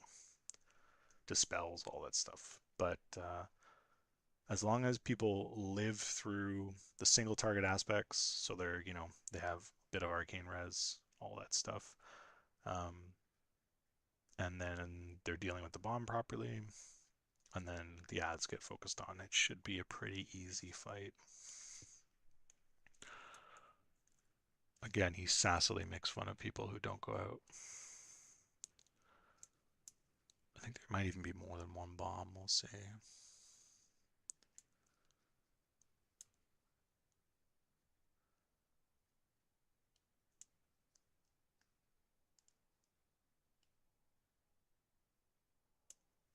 And this should be a lust off the rip, which they didn't do. No, they did. Oh, here, this is what he's talking about here. So you can see this person with the skull got marked for the bomb, and they do not move. So the entire range pack gets sent up into the air. And then you can see a bunch of people died from fall damage. If that happens to one person, it's very easy to heal, or like, a mage can see them and slow fall them as they're falling down or something. If it happens to 10 people, this is what's going to happen. So it's very important to recognize when you have that debuff and run out of the raid. Something he said was have it where everybody moves to the right and the debuff player moves to the left, and keep that constant so that even if the person's late to reacting, the group knows if I run right, I'm safe. This is the ad phase. So you can see these 3 beams of light spawn about 4 apiece. Nothing too crazy. Just sort of like watch your positioning as range, stay behind the consecration, but obviously try to, like, if you have aggro as a healer or a DPS, just drag it through to the boss. Don't stand off to the side and then complain that an ad's attacking you, because the tanks will kill you. So those die very quickly, and then these are the 2 priests that spawn. They just need some kicks to get them in so you can cleave them down, and then they will also have a heal. There's the heal. So you just get that in, and then you can see she's just randomly casting, so it killed the mage there. So there is a lot of spot healing to do in this raid. There was the bomb. You see this person ran out. I just pointed at my screen. You see this person ran out here with the skull. So you watch them, bam. They get shot up into the air. I think they don't get healed well enough, but they at least did the mechanic right. And then the tank has the thing here. And then you can see... So that's like murmurs, right? Does Murmur have a bomb? Where Murmur gives you a curse, and then you get thrown up into the air, and then slam down on its sounds. Yeah, you're both very, very similar, yeah. So you can see, like, when the warrior got it, all he had to do was charge back to negate the damage. Obviously not every class can do that, so you'll have to kind of watch. So I don't know how much health that other person had, but is that something limited vulnerability potions could help? I don't think so. Invulnerability potions got a nerf for PvC. I know, but it's still about 60%, right? I can't remember. It's a flat amount. Oh, you're talking about for the physical damage of falling. Noggin foggers are good, but those are also luck. Yeah, that would be... the big thing, I think, is, like, just look. If a healer is not able to top you, after you've been bombed, then pop a health potion and you should live the fall damage.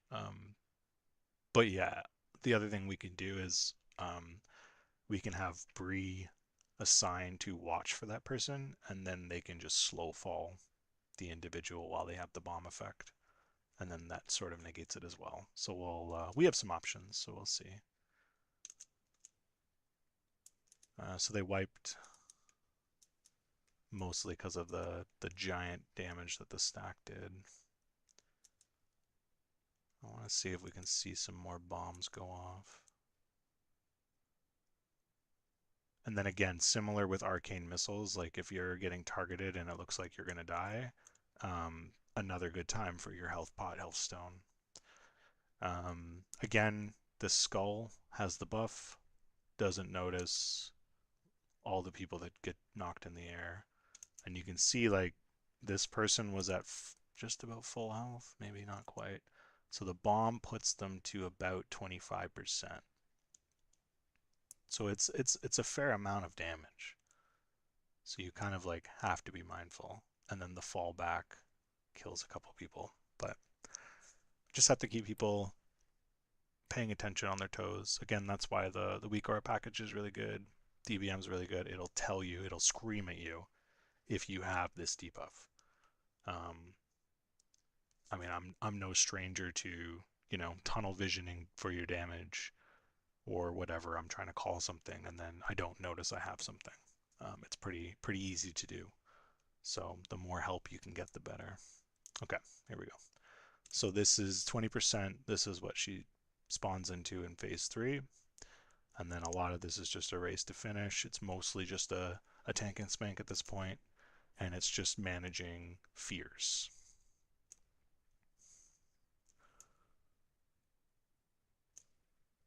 Yeah, he's just showing it off here. There we go.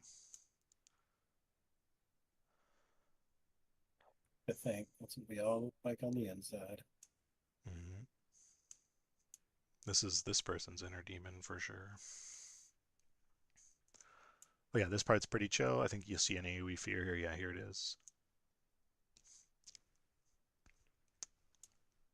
So you got a trimmer down, you're good to go. So again, dealing with the bomb, watching your health, and then surviving that ad phase. Pretty straightforward fight. Now on to the monster fight of this place, man. What are you? There we go. Holy crap. Freaking me out. Alright, Kael'thas is a lot. I would say out of every fight that we're going to do in phase 2, this is going to be the most technical one. It's not very difficult from what I've seen.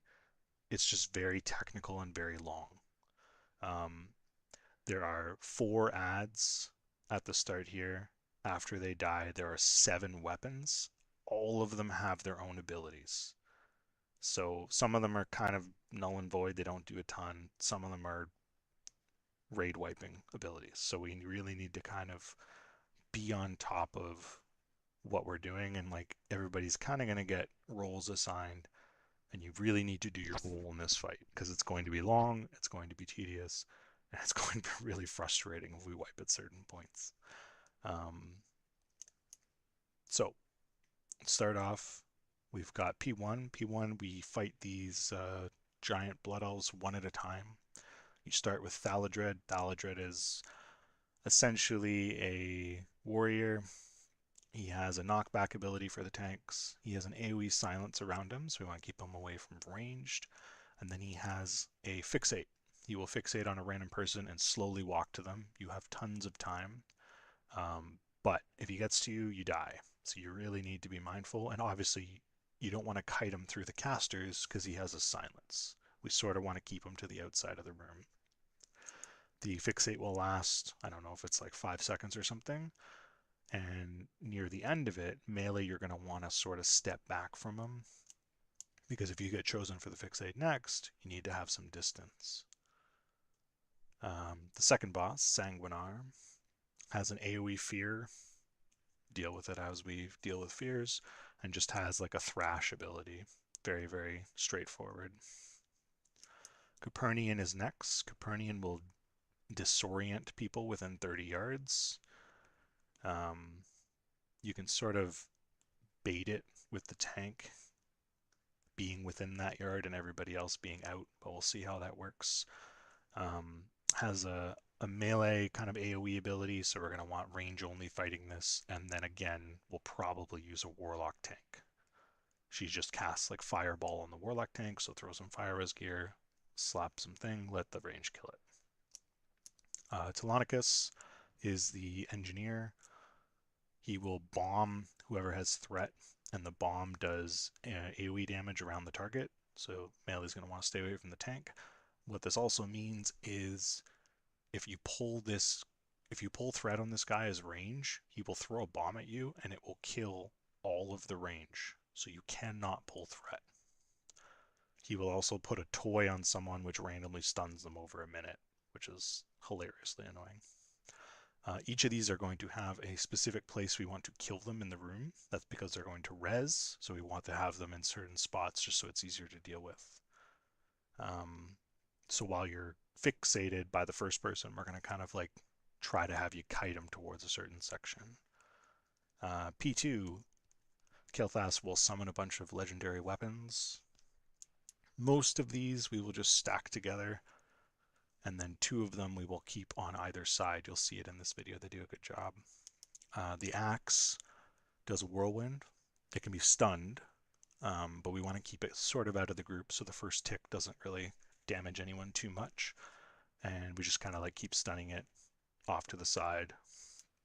The bow has a frontal, so basically we'll just have a hunter kind of hit that and keep aggro on it, and then just keep it off to the side, just keep hitting it, and then it doesn't do a terrible amount of frontal damage, but it's nice if it only hits one person. And then everything else, there's a heal kick that we need to get, but pretty much all the other stuff we just burn down. Once those die, I'm still a little bit woozy on this one. People can pick up these weapons. You can literally use these legendary weapons. Not only are they really, really good, and they will be far superior to whatever weapon you're using, they also have abilities, each and every one of them, that we need.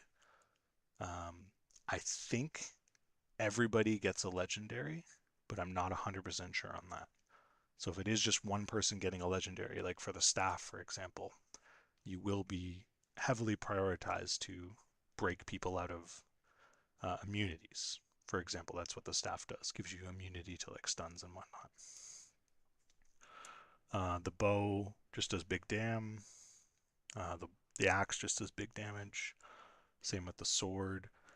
The mace, when you heal someone wielding the mace, you give them a big fire and shadow resistance. That will be important for later. The dagger is also important because someone will get MC'd. If you hit them while wielding the dagger, you free them from the MC. Pretty straightforward.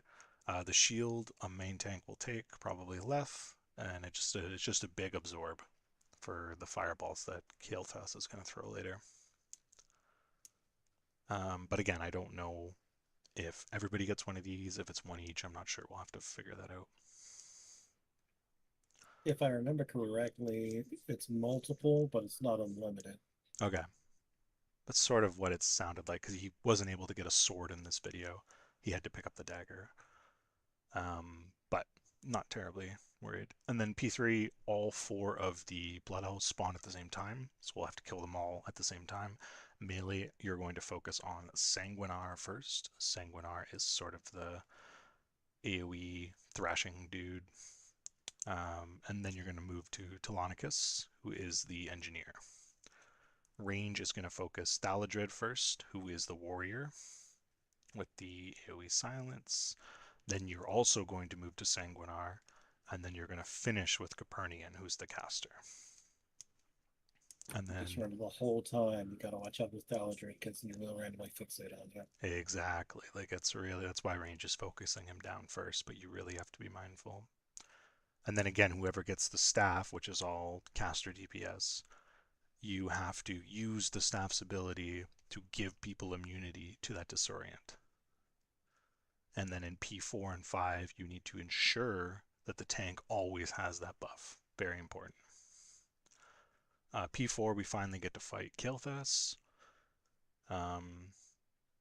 Again, the tank will always need the mace buff from the healers and the staff buff from someone else. People will get MC'd, the daggers will hit them, and then Kael'thas will start basically a DPS race where he summons a barrier. It's about 80,000 health. We have to burn through it because he's going to cast 3 Pyroblasts in a row. And we don't ideally want any of them to go off, but essentially what happens is we can't kick while the barrier's up, so if one of them is going to go off, the tank, Leth, who's tanking, will use his shield ability to absorb some of the Pyroblast hit because it does a substantial amount of damage. And then hopefully we burn it after like one kick or one cast, and then we can kick the next Pyroblast and it stops it. He will also be casting fireballs, which we'll want to kick, but with the mace buff, it depends on if Leth you want like more threat or something from taking damage. We'll have to see because it doesn't do a ton of damage. So, and then he will spawn phoenixes. The phoenixes we can kind of just kite off to the side, similar as Alar, except when they die, they don't just explode; they turn into an egg. So ideally, we don't want to kill any of them until a certain point when we have nothing else to do but focus these down. But essentially, we want to, if one of these phoenixes die, you have to kill the egg in 15 seconds, I think, or it just spawns into a phoenix again. So if that happens and we get an egg, we'll call it out. Every DPS will switch, and then you go back to the boss. P5 is a weird break phase where he breaks the ceiling and you're given this anti-gravity and you're swimming through the air.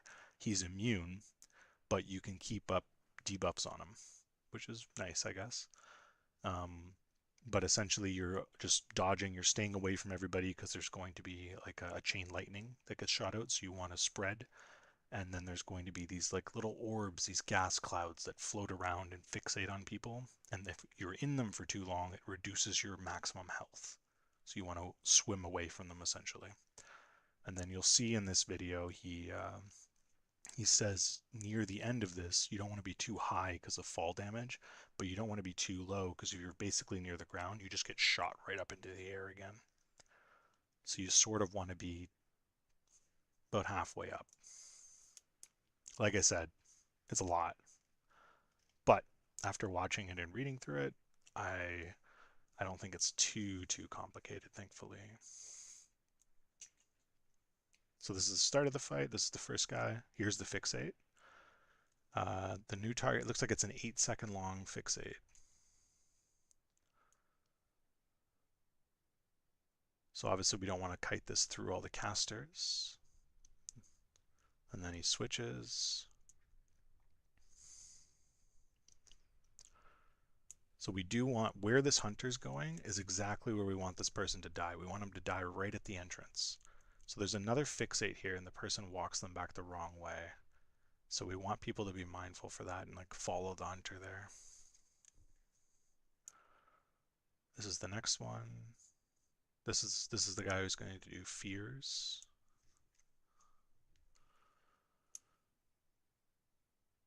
As you can see, there is quite a lot of downtime in this fight. There's the fear. So fear wards on tanks, super important. Tremors, yada yada. This is being dragged to the back or other side of the room from where Thaladred dies. And the engineer you'll also want to kill there. The caster we basically just kill where she's standing. There it is. So again, Warlock is tanking her. And then what we can do, anybody within 30 yards will get this con flag ability. So you can bait it like with a tank who can just sort of take it. So it doesn't go on anyone else.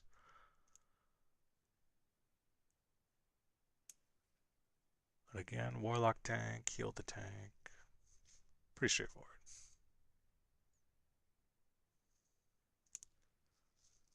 So that boomkin is too close. That's why they're being targeted. Oh, because the Warlock got con flagged. I see, okay.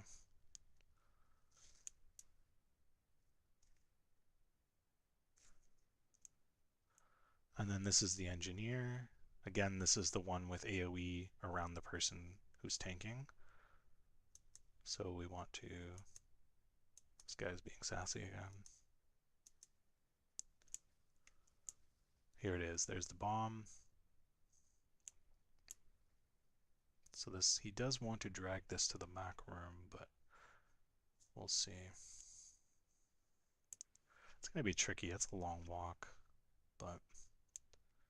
And you can't bring it through like the caster group. So that's P1. Pretty straightforward, pretty slow. Here's the weapons. So watch, you're going to have 5 of the weapons that get nice and clumped. You should have the bow on the right side, and you should have the axe on the left side. If we have people on the ball stunning the axe, we can just keep it in as well, because if you stun the whirlwind, it doesn't really do anything. But it is a good habit to have this formation. So we're going to have Leth probably tanking all these weapons, and then Bractor will take the axe off to the side. He can probably stun the first one, and then we'll have maybe a Hunter intimidate the second.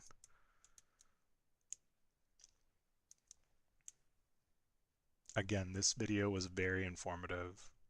He talks really well through a lot of the mechanics. A lot of it is sort of over information. It was really good for me for calling, but not necessarily for everybody, but recommend it. So that's the whirlwind from the axe. You can see the bow is being tanked here off to the side, which is nice. And then everything else is sort of clumped.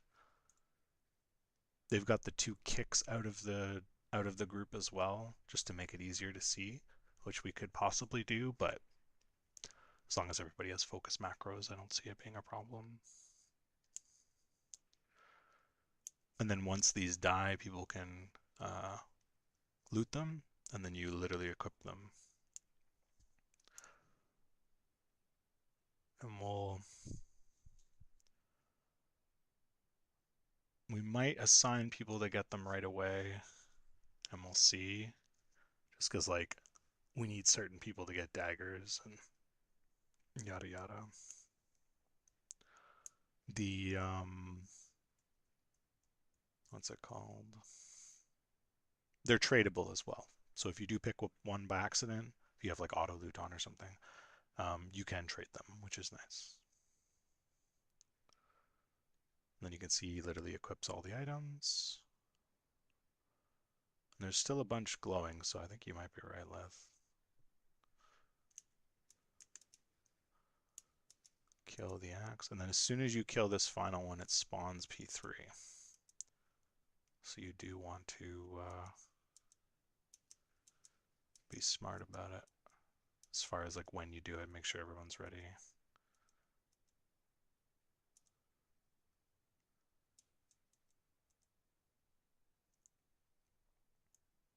And then you'll want to put, specifically for the staff, you'll probably want to have that key binded somewhere. I think it's /use16 he was saying. If you make a macro for it, that'll use your weapon. Because that will, that allows you to put this buff on people. /equip slot 16 and then /use16. There you go.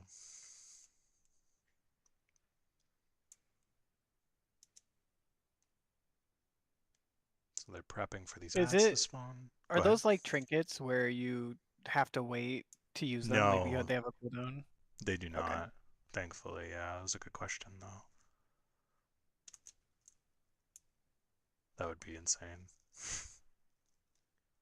Well, I guess not. I would just have to be like a minute-long intermission to let them go on cooldown. And then, yeah, so all these ads are going to spawn at the same time. So you're doing all of the stuff you did in P1 together in P3. So you can see this Warlock tank is nice and ready already here. The Warrior's tanking this. The Druid would have gone on to the Engineer. And then Thaladred is going to do his fixates. This is a bug that he was saying. We don't have to worry about this guy like running around. But you can see Thaladred is fixating here. So we want to avoid that. The bomb. Again, we'll probably have a tank bait. You can see circle here is baiting the conflags from this caster. So that'll be helpful. And then yeah, Thaladred will just be kited back and forth. Ideally not through the center. That's why you want to kill him near the edge. You can kind of keep track or kiting him there, but and then the range group can kind of all move together. Well, it's a little bit hectic for them, but it's not too terrible. Sanguinar is second for the melee. Again, AoE fears for Sanguinar. Range kill the caster. And then once the Lonicus dies, you get a little bit of time before KT spawns. So we're going to have Leth kind of get into position right away. So this fireball is going to do substantial damage. And then he's pointing out that it was going to target someone else right away. So kind of like pre-positioning to kind of get threat is important. But the first fireball should probably be kicked. And then you'll see he has a weak aura for when he doesn't have the staff buff or he doesn't have the mace buff.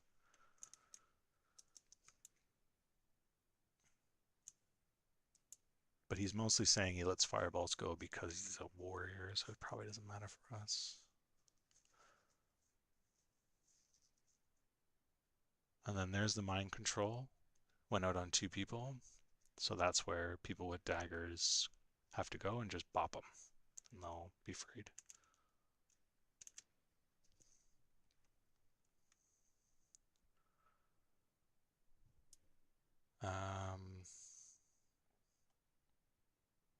As far as lust goes, I'm fairly certain you might wait until the first P5, but we'll see when we want to lust. These circles you just avoid on the ground, just walk out of them. Very straightforward, and then they leave a flame patch.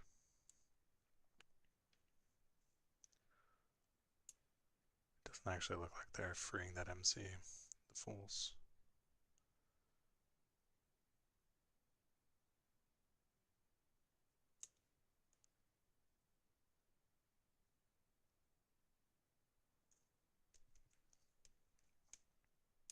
So P5 should be around 50% here. That's the Phoenix off to the side there. So you'll see it turn into an egg a little bit later on.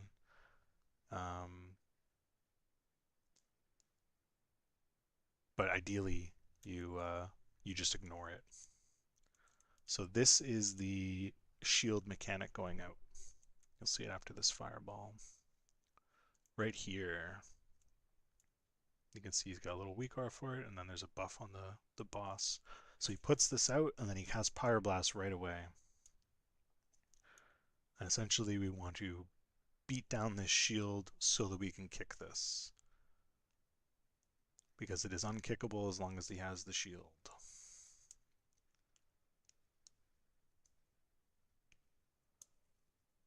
And then Leth, if you're going to get hit by Pyroblast and we haven't gotten rid of it, good time to use the shield. Yeah. Yeah, I think it's like a 30-second cooldown. It's 100k shield absorb, which is crazy. So here's the Pyroblast. And so that's what he's explaining right now, that he's going to use the shield because he knows that he's not going to hit the first one. And I'll probably get a weak aura to show the health of his shield.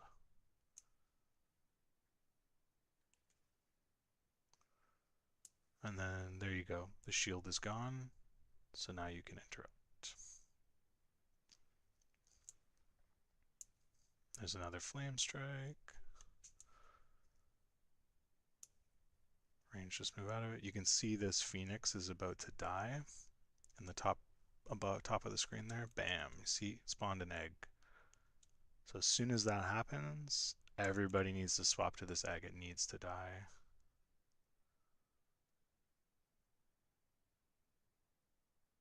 And then there you go. And then he's about to phase. So the reason why they say to ignore the Phoenix, as you'll see in a sec here.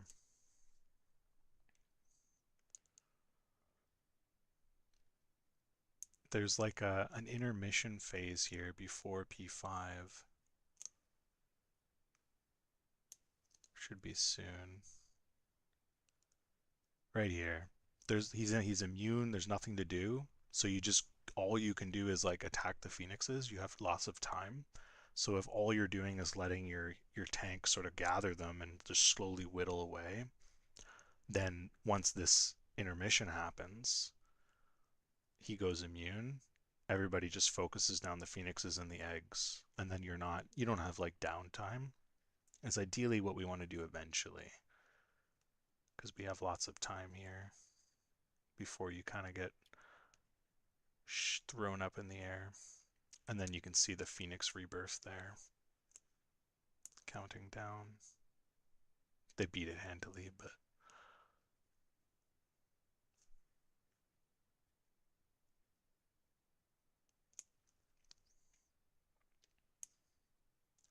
this will be disorienting at first. I don't know how other people are, but these types of mechanics always mess with my depth perception. Same with being underwater. So it'll be tough to see like where the orbs are coming, like how far someone is away from me, that sort of thing. It'll take some time to get used to. But we do not want to be near anybody else. This is probably when we'll lust for our first kill. But we'll see.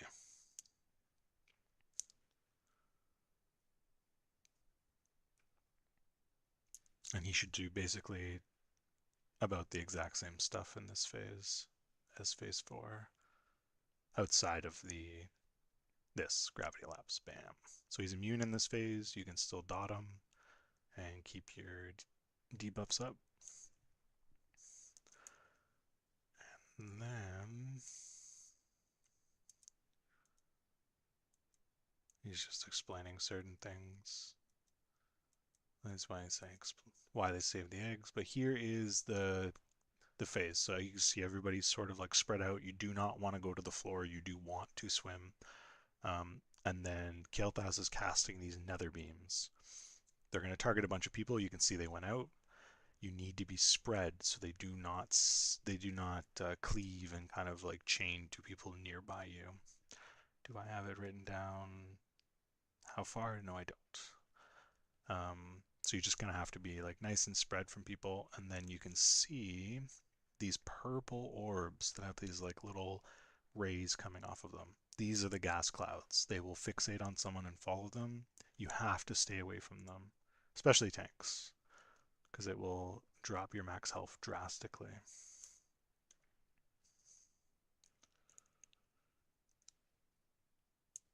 And again, obviously a lot of explaining in this phase. That's why you keep seeing them.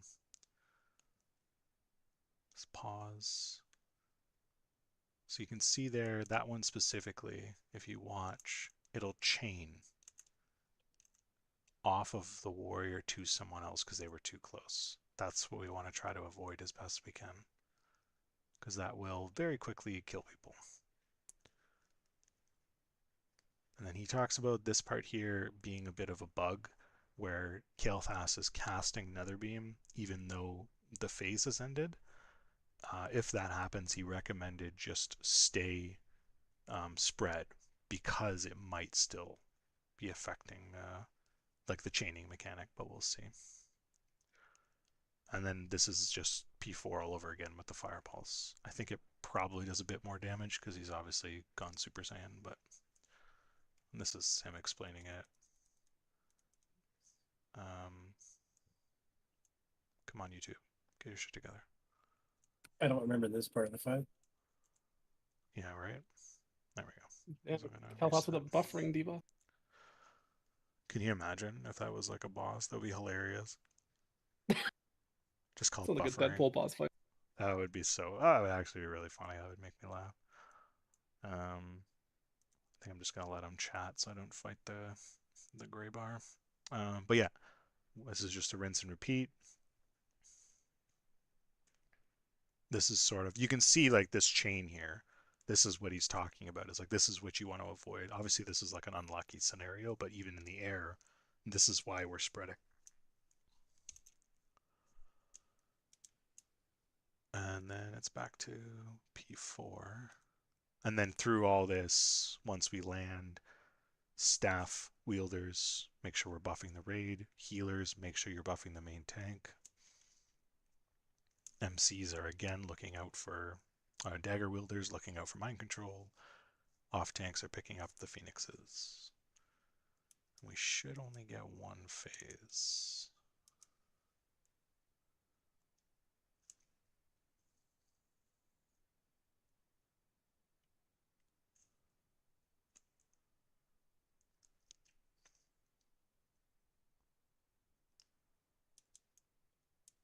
Alright, we get it, you nerd. Just play the fight.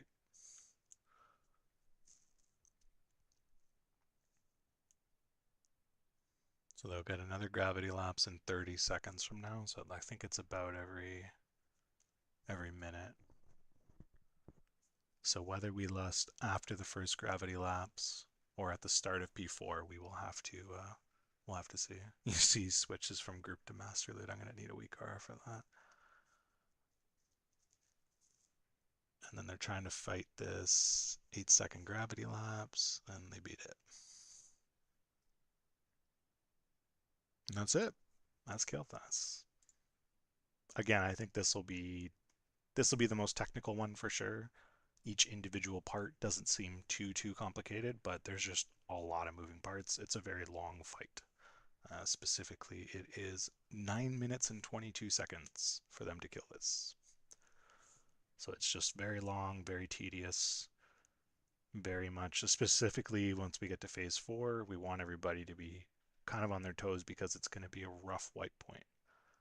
Because you're going to have to go through all the proc of P1 to 3 again, right? So the safer people play in that phase, the better. But it's going to take some time for people to get there. And that's it. That's all I got. Any Should I clap? Thank you so much. Shall you clap? Absolutely not. Anyone have any questions? I kind of missed that part. Can you run through Kael'thas again? Go fuck yourself. I will be putting those 2 videos up if anybody wants to watch them. They're very informative. Yeah, aside from being a little bit sassy at times, he's very good at explaining through things, so I'd highly recommend it. And then again, I've said it before, Zoe's notes are incredible. I'm the type of person who needs to see a kill. That's why we did this. But if you can learn just from reading notes, she did a fantastic job. Really good as a thing to kind of like poke through as well. If you have any questions. Hiya. But yeah, it should be Hello. should be fun. Oh, she's even here. Look at that. Okay. What? Your raid notes are amazing, by the way. Oh, thank you. And yeah, we'll have some fun this week. It'll be a little hectic with how sudden it is and everybody used to Mag and Gruul, but I have faith. Bring your A games. The 2 raids are on different nights, right? Or they don't overlap for both nights. Correct. So it'll be this week specifically, though Friday will be SSC and Sunday will be TK. But going forward, Gators this raid will be raiding Tuesday, Wednesday, Tuesday SSC, Thursday TK and Gruul. And then for transgressions, they will be doing Wednesday and Sunday. Is that right, Zoe? Tuesday, Sunday. Tuesday, Sunday. My apologies. Yeah. And same thing. They will do SSC into TK. So obviously some people won't be able to make one or the other. Was part of the reason why Aaron wanted to do it, which I thought was a good idea as well, personally. So, yeah. And then, like I mentioned, we're probably going to hit time definitely this first week, probably for the first couple weeks on SSC. We're not going to go overtime because people have lives and all that good stuff. So We will eventually get Vaj down. We're not going to stress it. So I just have like one question. That's okay. Yeah. What would be the kind of gear requirement for SSC and TK? Because I've got most of my phase 1 best in slot, but I obviously still need to get some pieces from like Karazhan and stuff. So, like, I just want to know what we would be don't the expect you to be this, but we expect you to just try to know your class and have what you can. 3-rate bis and bis mix. But the big thing is making sure you're enchanted and you're bringing either elixirs and food or a flask of food. Okay, yeah, that's fine. I'm like fully enchanted and have like all my consumes and stuff ready anyway. Nice. Yep, that's pretty much it.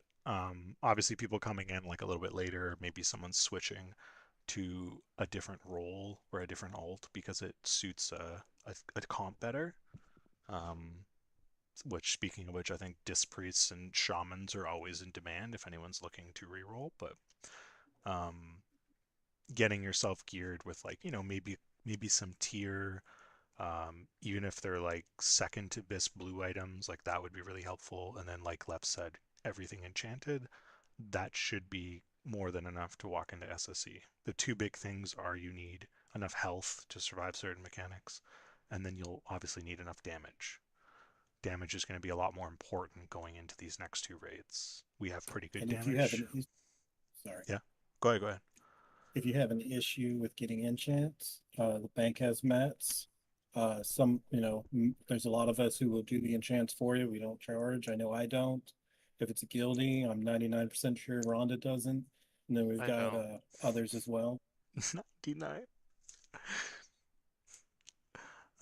Yeah, exactly. And then cars are still running. Rhonda's running one. I think there's a couple other people that are running some. So ironically, I'm running 2 this week. There you go. You try hard. No, it's because Whiskey needed help with another one because he has some stuff going on. And if we absolutely, are just shorthanded on them, I can always run one as well on my pally. Yeah. But I plan on just being quiet on a warlock. So yeah, currently, go ahead. No, go ahead. No, I said currently I have one going Saturday that's pretty full. I'm trying to see if I can get 8 more individuals to build a second team. But there's also one on Thursday nights as well. Do you have room for a mage? I'll go look and I'll sign up if there's. Yeah, there's all the cards are getting consolidated for the next phase, just so everyone knows. But it'll be like someone's hosting a car night. Sign up for it. It won't be anything super special. Vixen Vivi, I'm looking at your Warcraft logs. You do about 1k DPS in the 25s. Yeah. That's fine. That's exactly what I like. I'm more concerned about like the DPS that you would be outputting kind of thing, and 1k is beautiful, absolutely perfect. Okay, perfect. So that is a very good number to hit. So if you're doing that, then should be fine. You might be. I think you do less damage than Narrow, so you might be on exposed armor duty. It just depends on what AC wants to do. So. Yeah. Yeah, I think I'm missing like 3 or 4 things from Karazhan just because every single time I've done it, it's only dropped healer loot. Oh yeah, same. Good old Kara. Yeah, so I literally have gotten nothing from Karazhan. Oh, Earth is mainly healer loot too for Hellcleave. Except our last raid. Our last raid was nothing but the only healer loot was like plate. Oh yeah. Yeah, but it was still healer loot. but other items was always something completely random though. At least in the last one. Prior to it, it was just cloth. We've gotten 2 back-to-back weeks with Skulker's Greaves and Spite Blade dropping off of Nether Spite. Yeah, I think we had Spite Blade 2 and we disenchanted it. Yeah, no, X-Point got Spite the first time. We gave Spite Blade to a hunter. I'm talking about the other one. We did. Yeah. Fair enough. I think you're right. Need fucking Spite Yeah, Blade, the first time we got it, rocking Sword of the Cosmos. Oh. Like, it's so bad. How was the PvP weapon? Like, could you grind that out with arena points or? I've not even tried Arena because I fucking suck at World of Warcraft PvP. But so there is a way to cheese it where you just either default every match, and after a certain time you get the ranking or get whatever arena points for it. I just know that's starting, like the new season starts again, so you can't currently make any though. The other thing that Aaron pointed out is a lot of the season 1 weapons are now just honor only, I'm pretty sure. So all you need is honor to buy these season 1 weapons. I thought they were still. I thought they were without rating, but I thought they were still arena points. They still needed points. I'm not sure. That might be the case as well, but worth checking out. Because when I checked the arena vendor in Shatrath, like when the whole thing was like discounted and everything, it was still arena points. I didn't check the honor vendors though. Did you check it today? I'm literally going and checking. Yeah, it today right was the now, 'cause I'm patch. curious. So you could be right. I mean, that sounds right that it would still need arena points, but you won't need scores. So yeah, I mean, that was last week that they were discounted arena points and no score needed. But like I think that should go into phase 2, but yeah, we'll see. No, yeah, we just don't know if they just removed the arena points entirely from the vendor for the weapons or not. So that's like what I'm gonna go check. Yeah, good call. All right, TFC, did you talk about the consumes that like are specific for like Tempest Keep and stuff like that you can get? No, I didn't talk about that. I talked about at the beginning of our raid tonight. I talked about the need for consumes just to make sure everybody had them, but specific consumes I did not. So like the if you've ever done like, I mean, I'm sure we've all done like Arcatraz, but Botanica, that sort of thing. They drop like bottle Nethergon juice, the blue mana pots basically. They can only be used in like those dungeons. They can also be used in Tempest Keep. So for Tempest Keep, it's worth having a good stock of those if you're a mana user, because those are generally cheaper than regular mana potions. Yeah. Yes. All of the arena things are still discounted, and no rating required. Also, on the note of specific consumes, your Exalted Faction, Aldor, Scryer, there are items that drop. And I'm pretty sure this happens Mark of Illidori. phase 2. That's phase 2, right? It's not just when Black Temple comes out. Yeah, okay. And it's gonna give flasks. Yes. Pretty fucking so good. Very expensive flasks. Now all you need is this thing that'll drop off of trash and bosses. Also, I believe cauldrons come out this phase too. Yep, they do. I think so. Yeah. Do they? Pretty sure. Yeah. Because there's cauldrons for the nature potions. I didn't know there was actual cauldrons. That's good. And for engineers, you're getting a helm. Yep. I'll have to go. Yes, the helm is very good. Very, very good. Oh my god, I wish I could get it. And then yeah, like you can see, like so many people have a lot of information. They've gone through this many times. Like if you ever have a question, like there are class leads for a lot of different classes, and if your class doesn't have one, Ember is a very good source. Aaron's always a good source. Just sort of reach out to people in the guild and they'll be able to help you. Certainly never going to be upset over an inquisitive mind. No, I'll be upset. I'll be upset. I'll make sure to make fun of you for it. She'll still help. She'll still help you though. Yeah.